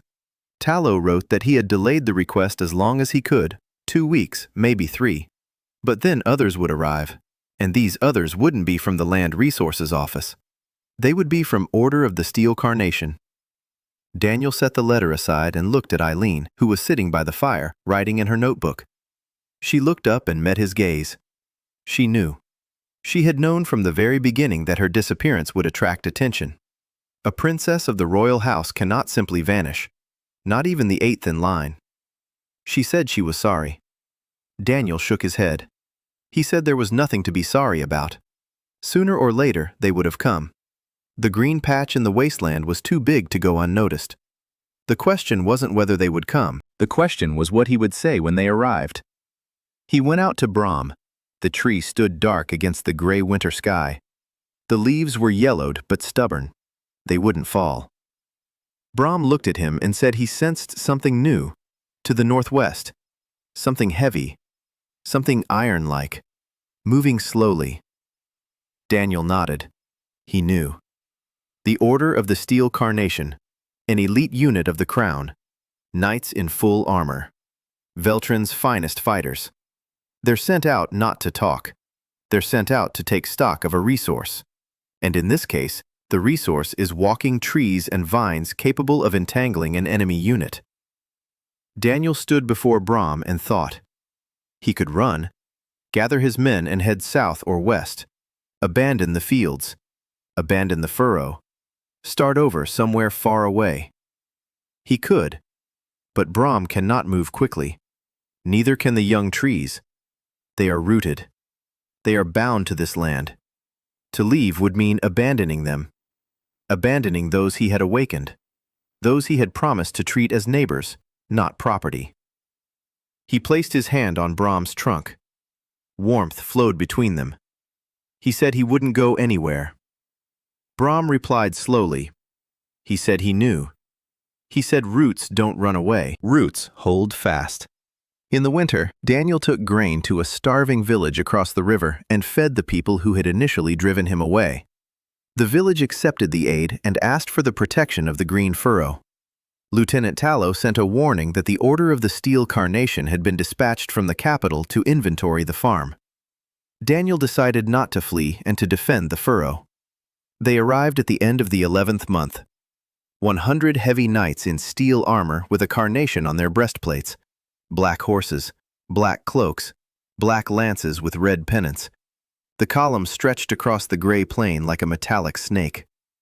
Soyan had spotted them the day before. She'd counted them all night.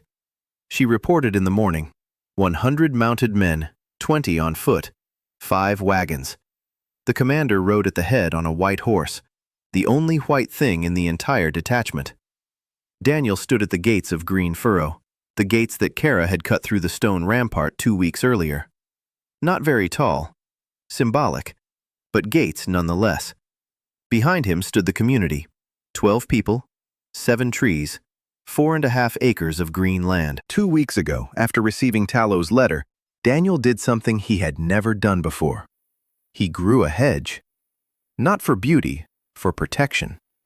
He took seeds of blackthorn and wild honeysuckle and grafted them into a vine with finger-length thorns and stems as thick as a hand in thickness. The vine entwined the stone rampart around the farm's perimeter in 3 days. Thick and impenetrable. Not predatory. He didn't make it predatory. That would have been a weapon, and he doesn't make weapons. But it's impossible to get through it without an axe. The thorns pierce the leather of a boot. The stems spring back and won't split with the first blow. Soyan called it an evil friend. Daniel didn't argue. He had also planted scout flowers along the entire northern road, 24 little eyes every 100 meters. He saw the detachment long before the detachment saw the farm. And he saw the moment when the commander on the white horse stopped and looked at the green in the midst of the gray. The commander stood there for a long time. Then he took off his helmet.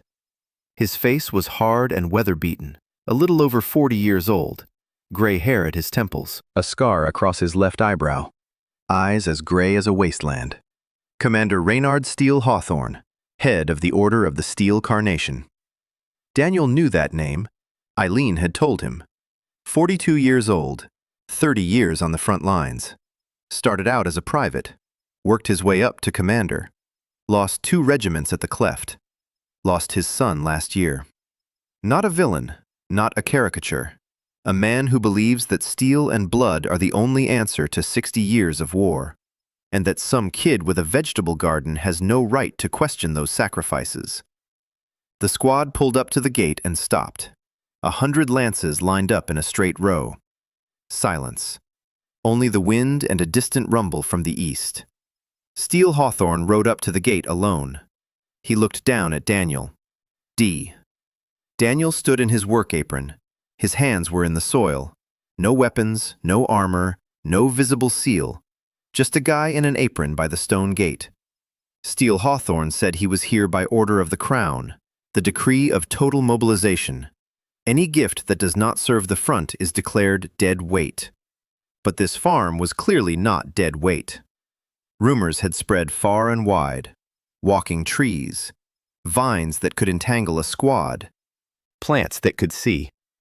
The Crown was interested. The Crown wanted to use these resources on the Eastern Front, against the creatures from the Rift. He said this evenly and calmly, without a hint of a threat. like an officer reading an order, because that was the order, not his, the Crown's. He said he'd been tasked with taking inventory and, if necessary, seizing samples for combat selection. Daniel listened and said nothing. When Steel Hawthorne finished, he asked one thing. Samples. The commander meant the trees. Steel Hawthorne nodded. Trees, vines, scout plants, anything that could be adapted for the front lines. Daniel shook his head. He said he couldn't give up the trees. Steel Hawthorne looked at him expressionlessly. He said it wasn't a request. Daniel replied that he understood, but he couldn't, because the trees weren't his. Steel Hawthorne frowned. He asked whose they were. Daniel said they were his own. His own, not property, not a resource. Personal. Steel Hawthorne was silent for a few seconds. Then he said it didn't matter. An order is an order. War is war. While Daniel grows apples, his soldiers are dying on the Eastern Front. Every day, every night. 17-year-old boys, with and without combat. Gifts. They're dying because there are more and more creatures from the rift and fewer people. And if the walking trees and the entwining vines can save even one regiment, then the question of ethics can wait. Daniel listened. The argument was terrifying. Because there was truth in it. People really were dying. Every day. He knew it. Mairead knew it better than anyone. She stood behind him, her face as white as a sheet. Daniel said he understood. That war was real. That people were dying. That he had no right to turn a blind eye to it. But that he also had no right to send those he had awakened off to war. Because he had promised. Not with words, with everything he was. That those he awakens are not weapons. They are neighbors. And that if he started sending neighbors to their deaths because they're more useful with weapons than with apples, then the world isn't worth saving. Steel Hawthorne looked at him for a long time. Then he raised his hand, and the formation behind him shifted. The spears dropped to eye level. 100 steel tips were aimed at the gates of the green furrow. Mairead, standing behind Daniel, sighed. Tyron turned pale. Wren clenched the bucket. Kara placed her hands on the stone wall. Hannah stood with a hammer, her fists white. Soyan had vanished. That meant she was on the roof with a knife. Eileen stepped out from behind the gate and stood beside Daniel. She pulled back her hood and light fell on her face. Steel Hawthorne saw her, and for the first time during the entire conversation, his expression changed. He recognized her. The princess. Eileen said in an even voice that the commander could raise his spears against the farm, but then he would have to explain to the royal court why Veltran's 8th heiress was standing on the other side. Steel Hawthorne looked at her, then at Daniel, then at the trees beyond the gate. Brom stood on his hill, silent, watching. His eye-like growths were motionless. 6 young trees stood beside him, quiet and upright. None of them moved. None of them posed a threat. They simply stood there, just as people stand when they don't want to leave their home. And then Brom took 3 heavy steps. The ground shook beneath his roots. Each step sounded like a drumbeat. He walked past the hut, past the gate, past Daniel and Eileen. And he stopped in front of the formation of knights. 100 horses backed away, spears trembled in their hands. Brom lowered his crown to the level of Steel Hawthorne's face. His leaves were a meter from the commander's eyes. Its eye-like growths stared directly into the man's gray eyes. And Brom spoke. A rustle that echoed throughout the entire formation, so loud that it could be heard by the last knight in the last row. He said they were not weapons, they were neighbors. If the knights wanted them, let them ask them themselves. Silence. Absolute silence. 100 knights of the Order of the Steel Carnation, Veltran's finest fighters. Men who had fought the creatures from the cleft for 30 years without retreating. They stood before the talking tree, unsure of what to do. Because their bylaws contained no provision on how to behave when a tree introduced itself as a neighbor. Steelthorn looked at Brom. His face was impassive. Then he slowly raised his hand. The spears rose upward, their tips pointing toward the sky, not in attack but in salute. Or in acknowledgement. Or simply because lowering one's spear before someone who is not attacking is a disgrace for a knight. One by one the knights raised their weapons. Not because they were afraid, but because for the first time in the war, they had heard a voice they did not expect. Steel Hawthorne turned his horse around. He looked at Daniel over his shoulder. His face was inscrutable and heavy. He said one thing, that this was not the end. Then he urged his horse on and rode away. The column turned to follow him. 100 black horses, 100 black cloaks, 5 wagons. They rode off across the gray plain back toward the northwest, and the dust behind them slowly settled. Daniel stood at the gate and watched them go. His legs gave way. He sat down right on the ground. Mairead sat down beside him. She placed a hand on his shoulder. Her palm was warm, and her gift flowed through his skin gently and steadily. Brom returned to his hill, slowly, with difficulty. 3 steps forward cost him more than 200 years of immobility. His roots struggled to find their way back into the earth. Mairead walked over to him and placed her palms on the trunk. She healed him. She stabilized him. Brom said he was tired, but that he had no regrets. That evening, everyone sat by the hearth in silence. They had no strength left for words. Then Daniel said quietly, "Rye next year." Mairead looked at him. Tareen looked. Ren and Kara and Hannah and Mark and Soyan, who was sitting on the roof but could hear everything. And Eileen, who for the first time all day had taken off her glasses and was simply sitting with her eyes closed. He said that Steel Hawthorne would return. Not alone and not with spears. Next time it would be politics. Orders. Decrees. Maybe a siege. Maybe a blockade. But they have time. Winter. Spring. And during that time, they need to make the furrow such that breaking it would be more costly than coming to an agreement. He needs more land, more people, more trees, more connections with the villages. And he needs to deal with what lies beneath, with the first root. Because if he's right, if the rift and the wastelands are one wound, then it must be healed not with steel, but with roots.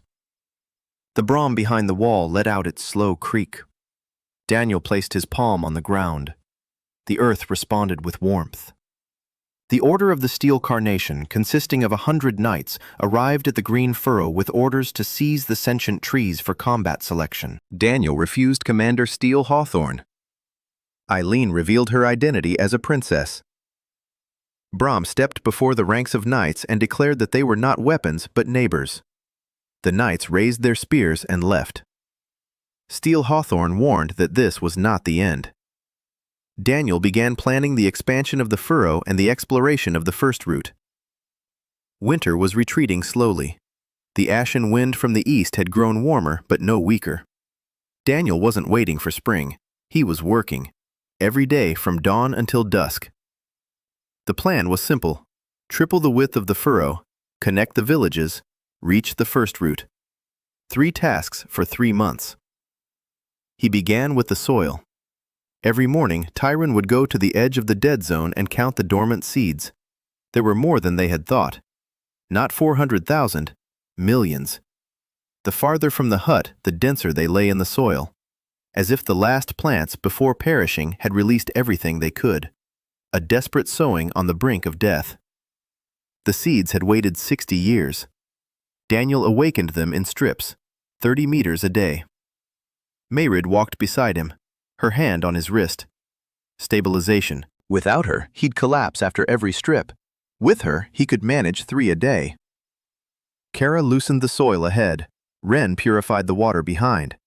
Tyron counted the awakened seeds and reported back. Hannah forged stakes for new eyelets and hooks for the drying frames. Mark and Drywind chased warm currents over the fresh sprouts so the first frosts wouldn't kill the seedlings. Soyan disappeared at dawn and returned at night.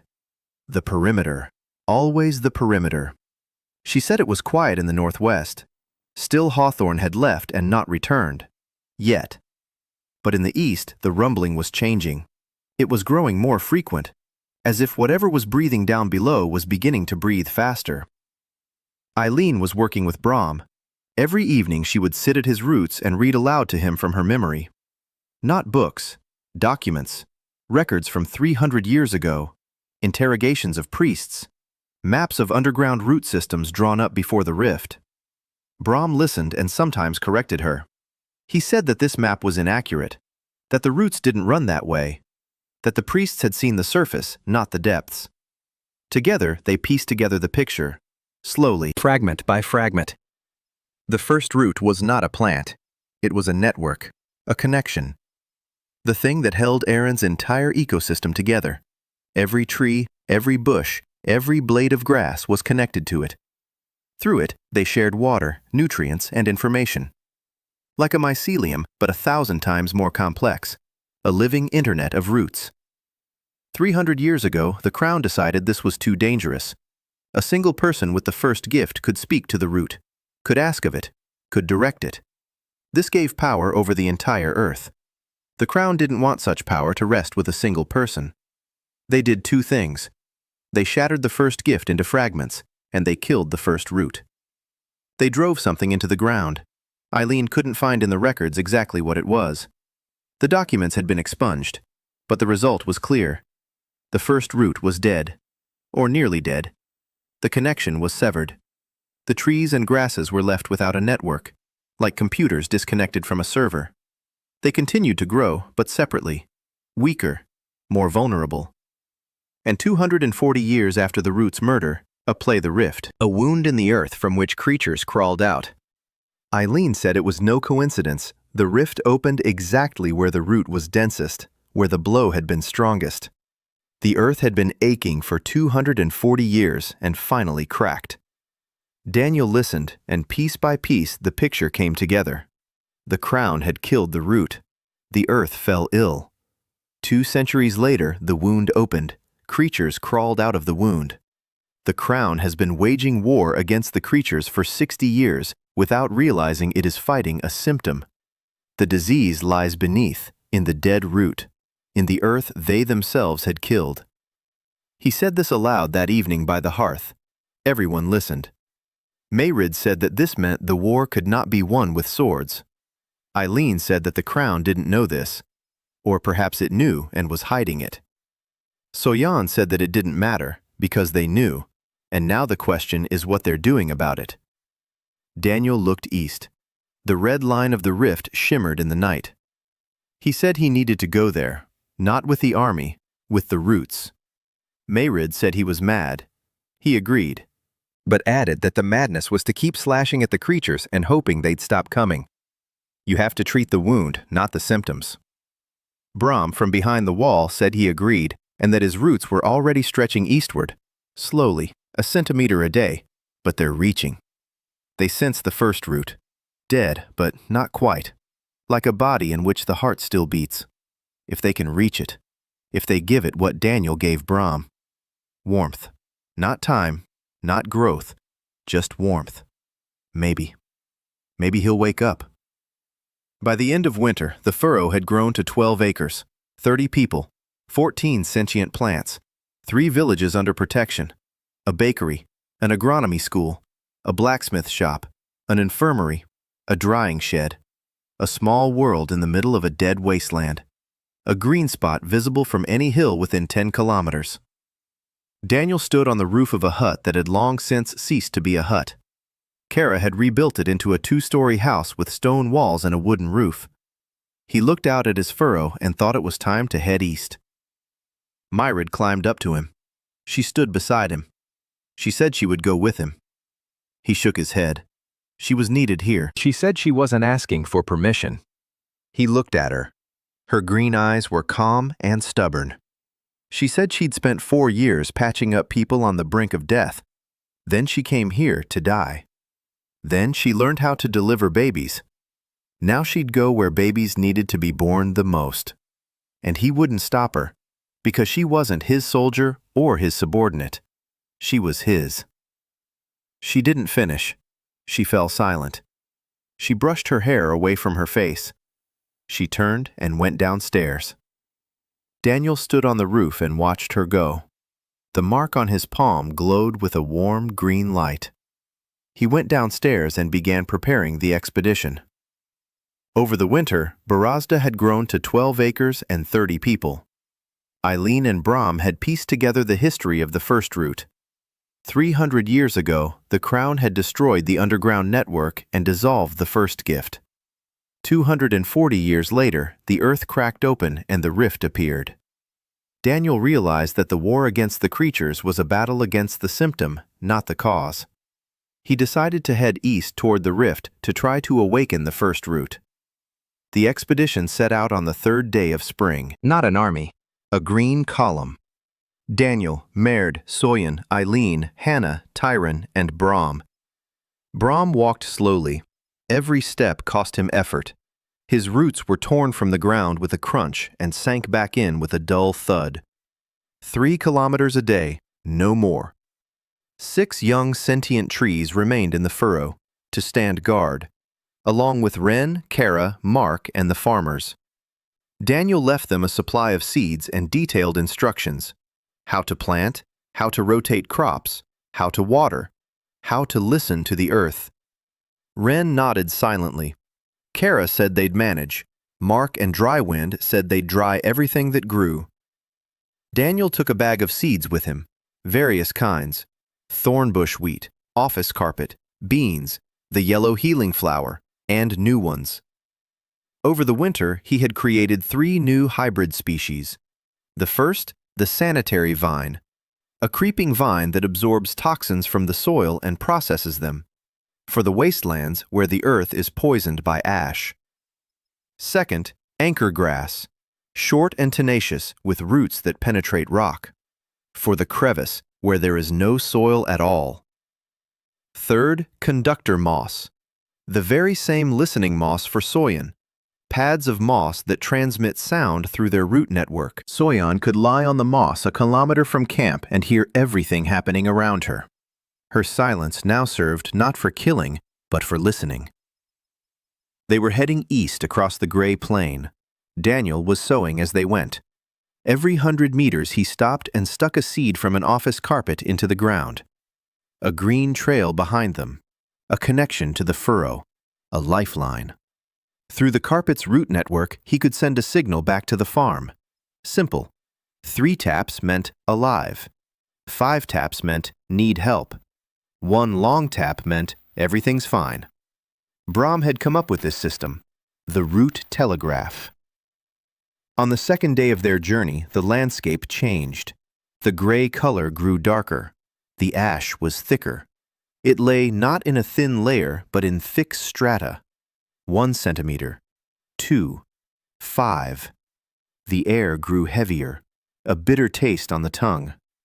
Mairead started coughing. Daniel made her a scarf out of filter moss. Thin and soft, it let air through but trapped the ash. He made one for everyone. Hannah said it looked funny.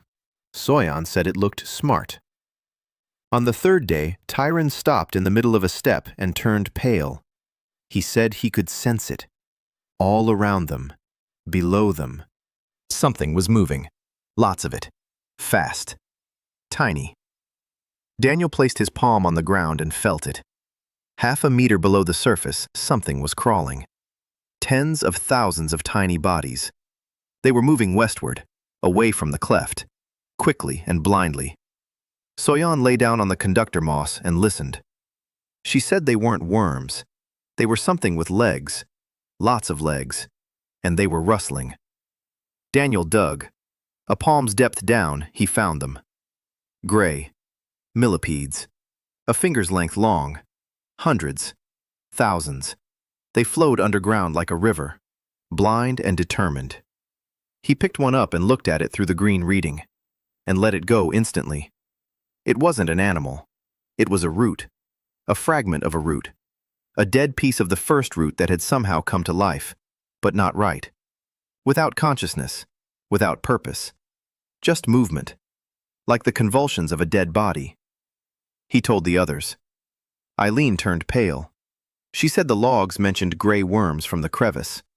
They were considered creatures. They had been fought for 60 years. The Knights of the Steel Carnation had hacked at them with swords and burned them with fire. Daniel stood and watched as a gray river crept past them underground. These were not enemies. They were fragments, the shards of a destroyed network. Dead pieces of the first root that had been crawling out of the cleft for 60 years, aimlessly and mindlessly.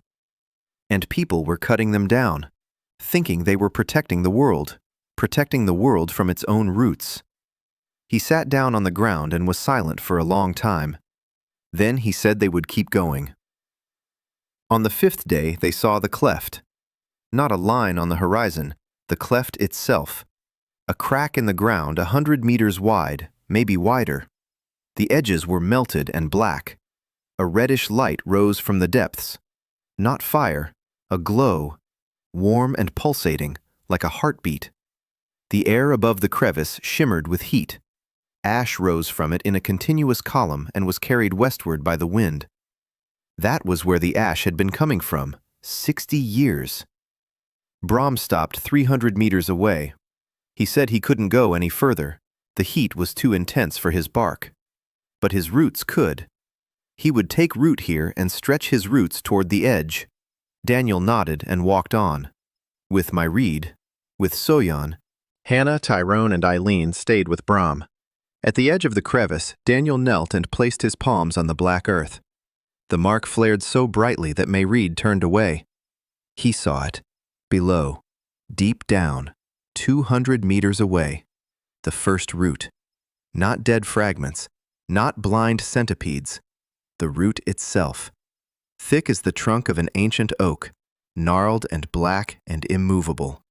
It lay in the scorching rock like a bone in a wound. Around it, the earth was sick, poisoned by something the crown had driven into it 300 years ago. Poison, or a curse, or something for which he had no name. It prevented the root from dying completely, and it prevented it from coming to life. It kept it in agony. 300 years, and the root, in its agony, was casting off pieces of itself, dead fragments, gray centipedes, creatures from the crevice. It wasn't a war. It was a cry for help. An expedition of 7 men and Brom reached the crevice in 5 days. Along the way, it became clear that the creatures from the crevice were fragments of the first root, not enemies. For 60 years, people had been fighting the symptoms of the Earth's illness. At the crevice, Daniel saw the real first root at a depth of 200 meters. It was trapped in poisoned rock and had been in agony for 300 years. Its emissions were a cry for help. Daniel sat on the edge of the crevice and looked down. A red glow pulsed. Ash flew upward. The heat dried the skin on his face. He thought, not as a hero, but as an agronomist. He had a task. A sick plant. The largest sick plant in history. Its root system, stretching thousands of kilometers, was poisoned and trapped in scorching rock. He couldn't descend 200 meters. He couldn't physically reach the root. He couldn't remove the poison that the crown had driven in 3 centuries ago. He wasn't a mage, not a warrior, not a god. He was an agronomist with a gray seal and a sack of seeds. He thought for 2 days. He sat by the crevice and thought. Mairead brought him water and food. Soyan guarded the perimeter. Brom pulled the roots toward the edge, slowly, 1 centimeter per hour. Eileen, Tyrene, and Hannah set up camp 300 meters away. On the 2nd evening, he called everyone over. He sat by the fire and said he'd figured it out. He couldn't heal the root directly. It was too deep, too big, too poisoned. But he didn't need to heal the entire root. He needed to give the root what it lacked, a connection to the surface. The root was alive, barely, but alive. It was reaching upward, casting off pieces of itself, trying to sprout, but the poison was holding it back. Every sprout dies before reaching the surface. If Daniel can extend roots from above downward, toward it, if he can create a bridge between the surface and the first root, a living bridge of roots that passes through the poisoned layer, then the root will receive water, light, air, nourishment, a connection to the living earth above. And maybe that will be enough. Maybe it will be able to start healing itself. Mairead asked how to extend the roots through 200 meters of poisoned rock.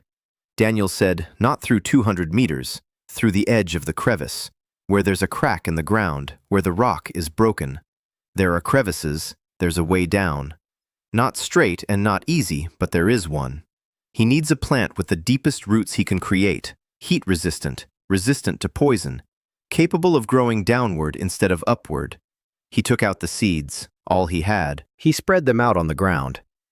Thistleweed, a deep taproot, 6 meters, an office rug, nitrogen fixation, soil nourishment, an anchor grass, clings to stone, a cleansing vine, absorbs toxins, and the blackthorn, that very one, the first, from plot 47, seeds from a bush that had been drilling through the dead earth all by itself for 200 years. 5 parents, the most difficult grafting he'd ever done. He began on the morning of the 3rd day. Mairead sat beside him, both hands on his wrists. Her gift flowed through him in a steady stream. Stabilization. Without it, he'd die of exhaustion in an hour. He knew it, she knew it. They didn't discuss it. He clasped all 5 specimens in his palms and began. It was like holding 5 different fires at once. Each set of characteristics pulled in its own direction. The blackthorn roots wanted to go down. The mat wanted to spread out. The grass anchor clung to everything. The vine medic absorbed. The wheat demanded water. He guided them like a conductor. Depth from the blackthorn. Heat resistance from the grass anchor. The ability to absorb toxins from the vine medic. Nourishment from the carpet. Grain structure from the wheat. 5 in 1. He worked for 6 hours. Mairead held him, literally. By the 4th hour, his hands were shaking so much he couldn't clench his fingers. She wrapped her palms around his and squeezed for him. Her gift and his gift merged, gold and gray, healing and growth. 2 fragments of the first gift working together as one. At 5 o'clock, Tyrion approached them. He placed a hand on Daniel's shoulder. His gift activated. Counting. He saw every cell of the new seed, every connection, every conflict. He spoke aloud. The left fragment is unstable. The right branch is dominating. The central core is losing cohesion. Daniel heard the numbers and made adjustments, blindly, based on Tyrion's data. At the 6th hour, Hannah approached. She didn't know what to do, but she placed her hands on the ground beside them. Her cold hammer gift passed through the soil and softened the rock beneath the seed. It gave it space. By the end of the 6th hour, the seed was ready. Black, the size of a fist, heavy as a rock. Daniel fell onto his back and couldn't move. Mairead lay beside him. Tyrone sat there, pale and vacant. Hannah was breathing heavily. 4 people, each possessing a fragment of a single gift, had created a seed that none of them could have created alone. Soyan brought water. Eileen covered them. Brom was silent. In the morning, Daniel took the seed and went to the cleft. Alone. Mairead wanted to go with him. He shook his head. The heat at the edge would kill her. Her gift doesn't protect her from fire. It doesn't protect him either. But he has the seed. He stood right at the edge. Red light beat up from below. Ash flew into his face. His skin burned. He bent down and placed the seed in a crack at the edge of the cliff. He pushed it into the crevice between the rocks. And he gave everything he had. Not warmth, not time. Himself. The symbiosis of touch. He poured everything he felt into the seed. The earth beneath his feet. The water in his veins. The air in his lungs. The light on his face. He poured into it the memory of Oregon's green fields. Of the laboratory. Of the smell of wet earth after rain, of the smell of bread, of how Mairead would place her hand on his forehead as he fell asleep, of how Brom's voice creaks when he laughs, how Tyrion counts the roots and smiles. He infused the seed with everything he loved in both worlds. The seed cracked open. The root pushed downward. Daniel felt it through his palm. A black root as thick as a finger gnawed its way into the stone and pushed downward, into the crack. Into the heat, into the poisoned layer. The sapling inside it absorbed the poison. The anchor grass clung to the walls. The bramble drilled deeper. The mat nourished it. The wheat provided structure. 5 in 1. The root was descending at a rate of 1 meter per minute. Daniel stood at the edge and felt every meter. 10, 20, 50, 100. The poison was thick and hot. The root burned but did not die. The healer vine absorbed the poison and processed it. The anchor grass held it in place within the rock. 150 meters. Daniel fell to his knees, blood from his nose. He was pouring too much into the seed. The touch symbiosis was draining the life from him. 200 meters. The root touched the first root. Daniel felt it like an electric shock. The ancient root. Enormous. Hot. Alive. Barely alive. And hungry. So hungry that when the young root touched it, it clung to it like a drowning man. A connection. The first in 300 years. Surface and depth. Living and half-living. Young and ancient. Daniel lay face down at the edge of the crevice. Blood was flowing from his nose and ears. Mairead ran toward him. He heard her scream. But he also heard something else. Below. Very far away and very faint. The first root. It was breathing. Deeply and evenly. For the first time in 300 years. Daniel had created a seed from 5 parent plants with the help of Mairead, Tyreen, and Hannah. The 4 bearers of the gray gifts worked together as a single organism. He planted the seed at the edge of the rift, and the root traveled 200 meters through poisoned rock to reach the first root. The connection between the surface and the ancient underground network had been restored for the first time in 300 years. Daniel lost consciousness from exhaustion. He woke up 2 days later. Mairead was sitting beside him. She hadn't left his side. Her hands rested on his chest, and a golden light pulsed between her palms. She hadn't slept for 2 days. He could tell by the look on her face, pale and haggard. He tried to tell her she needed to rest. She told him to be quiet. He fell silent. Brom stood nearby. His roots had reached the edge of the crevice in those 2 days. 200 meters in 2 days. Faster than ever. He described what he sensed. The first root below was drinking. Water was flowing through the bridge Daniel had stretched from above. Light. Air. Nourishment from the surface. The root is drinking and cannot stop. Like a man who hasn't eaten for 3 days and has been given bread. Tyreen was counting. He lay on the ground with his ear to the soil and counted. The first root's pulsations. In the morning there were 12 per minute. Now 14. It was speeding up. Waking up. Eileen sat with a notebook. A real one. She was writing. Not from memory. Her own words. For the first time in her life. Notes about what she had seen. Not quotes. Not documents. Her own words. Daniel got up on the 3rd day. Weak but alive. The mark on his palm wasn't glowing. Dull. Almost invisible. He had given too much. It would take time to recover. But he didn't have time. Soyan appeared out of nowhere and said 2 words. They're coming. Daniel didn't ask who. He knew. Steel hawthorn. Not 100 knights this time.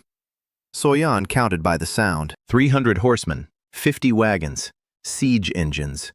He wasn't going to talk. He was going to destroy. The distance. 2 days, maybe less. They were moving fast. Daniel stood up and was swept away. Mairead caught him. He said they needed to return to the furrow. Brom said he couldn't. He had taken root too deeply. His roots had grown into the stone at the cleft and fused with the bridge. He was now part of the connection. Cutting the roots meant killing the bridge. Killing the bridge meant killing the only path to the first root. Daniel looked at Brom.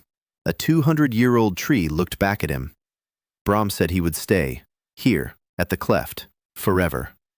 This was his place. He had waited 200 years in the wasteland. Now he knew why. Daniel stepped forward and placed his hand on the trunk. A dim seal flashed for a second. He couldn't speak. Brom lowered a branch and placed it on his shoulder, heavily yet gently. He said one thing. Go, gardener. Grow. They walked back faster, without Brom, without stopping. Daniel staggered but kept walking. Mairead held his hand, and her gift nourished him through his skin. Soyan walked ahead. She listened. The steel hawthorn detachment was moving along a parallel course, not toward the cleft, toward the furrow. He wasn't following Daniel. He was going to destroy the base. They had arrived a day before the detachment. The furrow stood there, green and alive. Wren, Kara, Mark, and the villagers were working as usual. The young trees stood in their places. Daniel walked through the gate and fell to his knees. Not from exhaustion, from relief. Then he stood up. He gathered everyone. He told them. 300 knights, siege engines, tomorrow. Silence. Then Hannah raised her hammer and said she wasn't leaving. Wren said he wasn't either. Kara placed her hands on the wall, and the stone beneath her palms grew soft. She began to build, to fortify. Mark stepped out onto the wall and summoned the wind, cold and sharp. Tyron took stock of their supplies. Soyan had vanished. Eileen took off her glasses and put them in her pocket. She said she needed to go somewhere. Daniel looked at her. She said she would go out to meet the detachment. Alone. She is a princess of the royal house. 8th in line, but a princess nonetheless. She'll demand an audience with the commander. She'll delay them for a day, maybe 2. That'll be enough. Daniel asked what that would be enough for.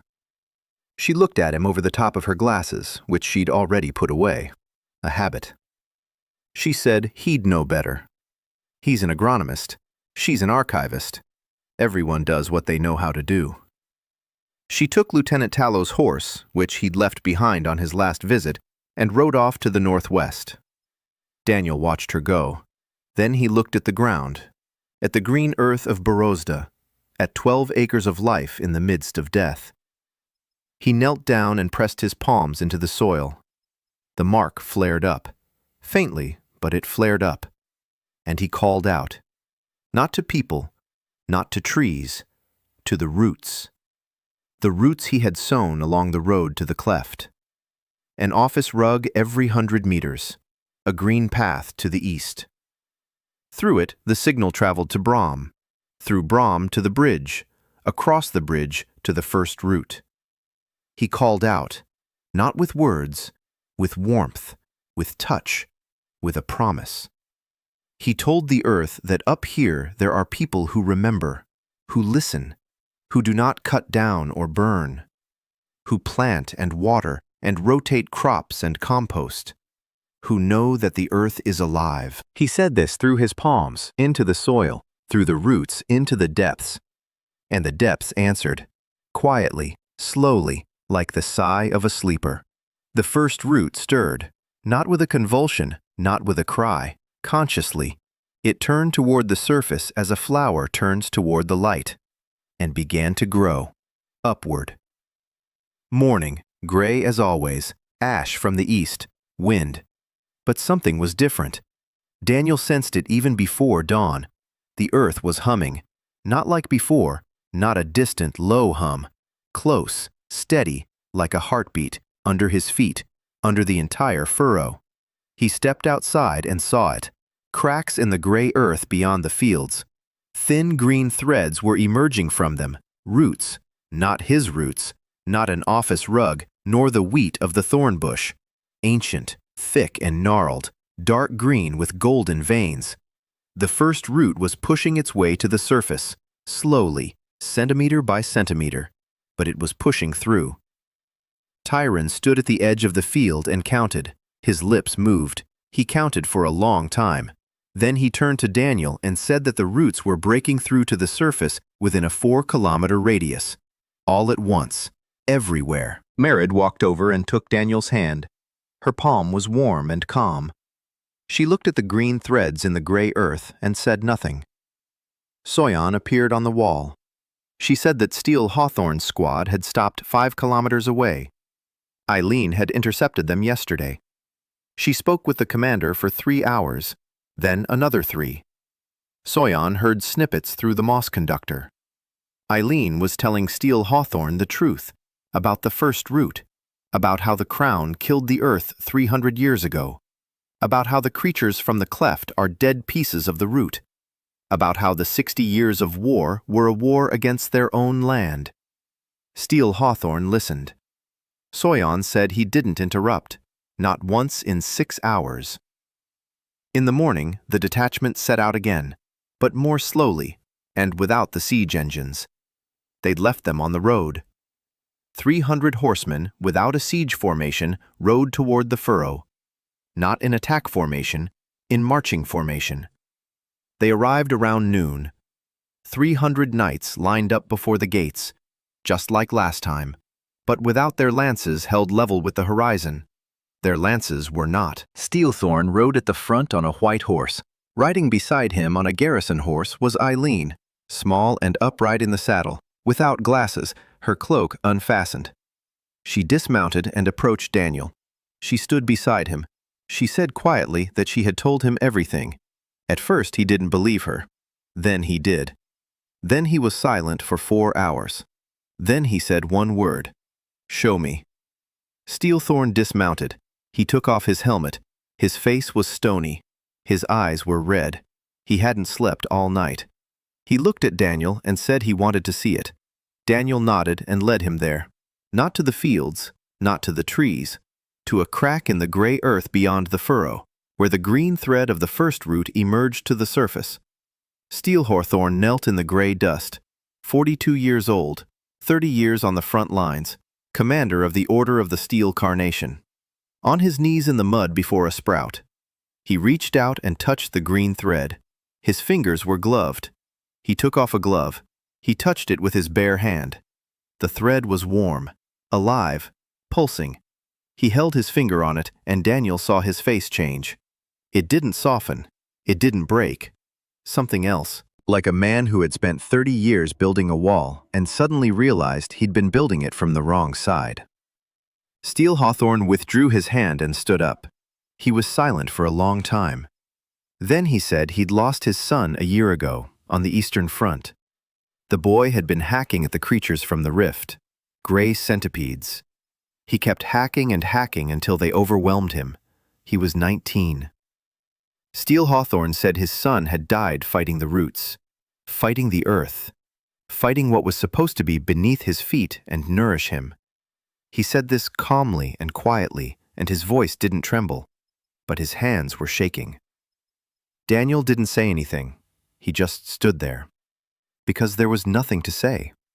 There are no words for a father who has learned that his son did not die for a just cause, but because of a 300-year-old lie. Steel Hawthorne turned to his ranks. 300 knights were looking at him. He told them he was revoking the order, not on behalf of the crown, on his own behalf. He said the crown was lying, that the war they had been waging for 60 years was a war against their own land, that the enemy was not in the rift. The enemy was in the capital, in those who knew and remained silent. The ranks were silent. 3 seconds. 5. 10. Then one knight in the front row dismounted and removed his helmet. A young man, 20 years old. He knelt down next to the crack and looked at the green thread. Then a second. A third. One by one, the knights of the steel nail dismounted and approached the ground. Not all of them. Maybe half. Maybe more. The rest remained in their saddles, watching.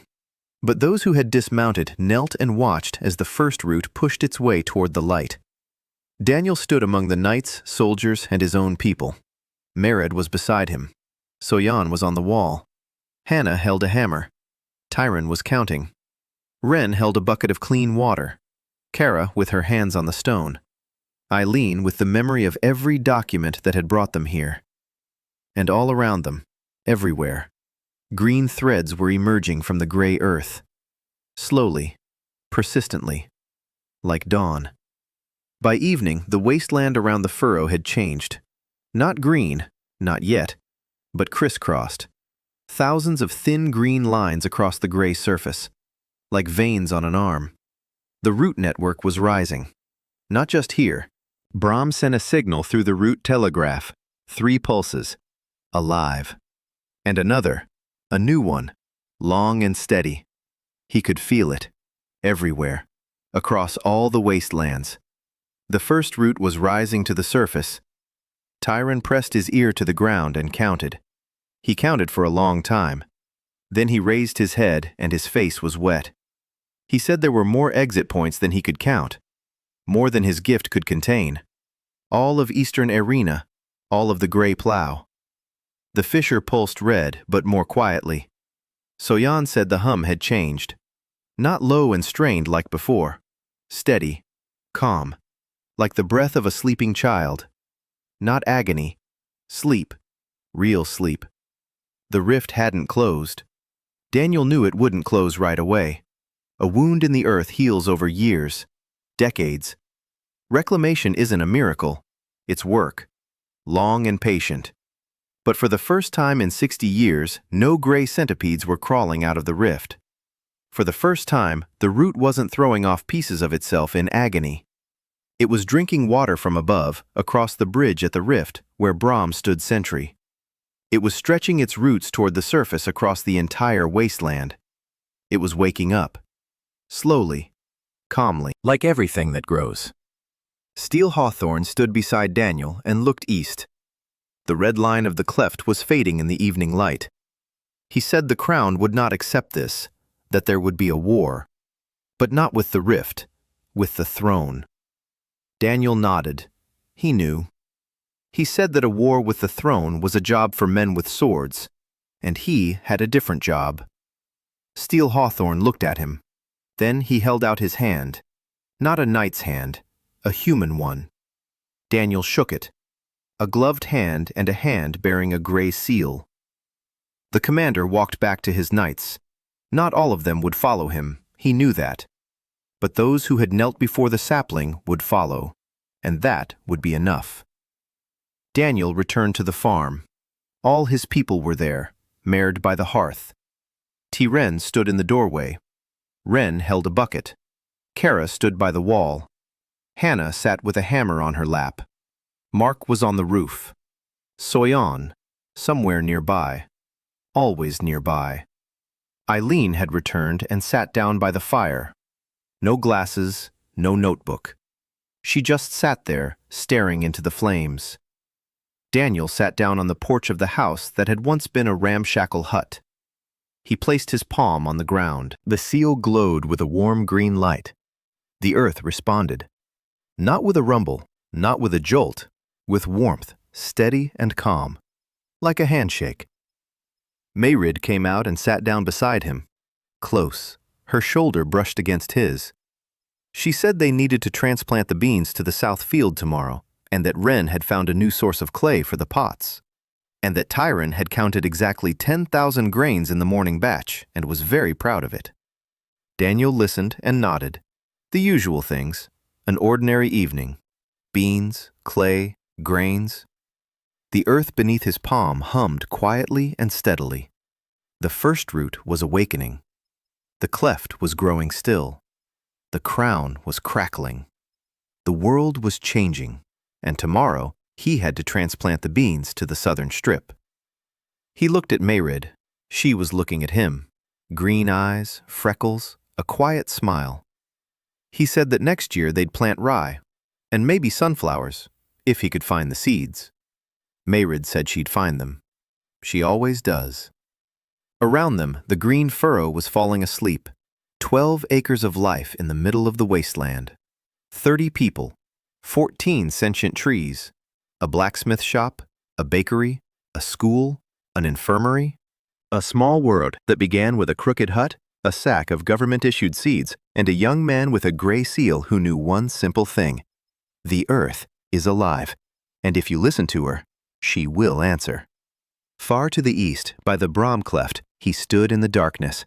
His roots extended 200 meters downward, across the bridge to the first root, through the first root into the depths of the earth.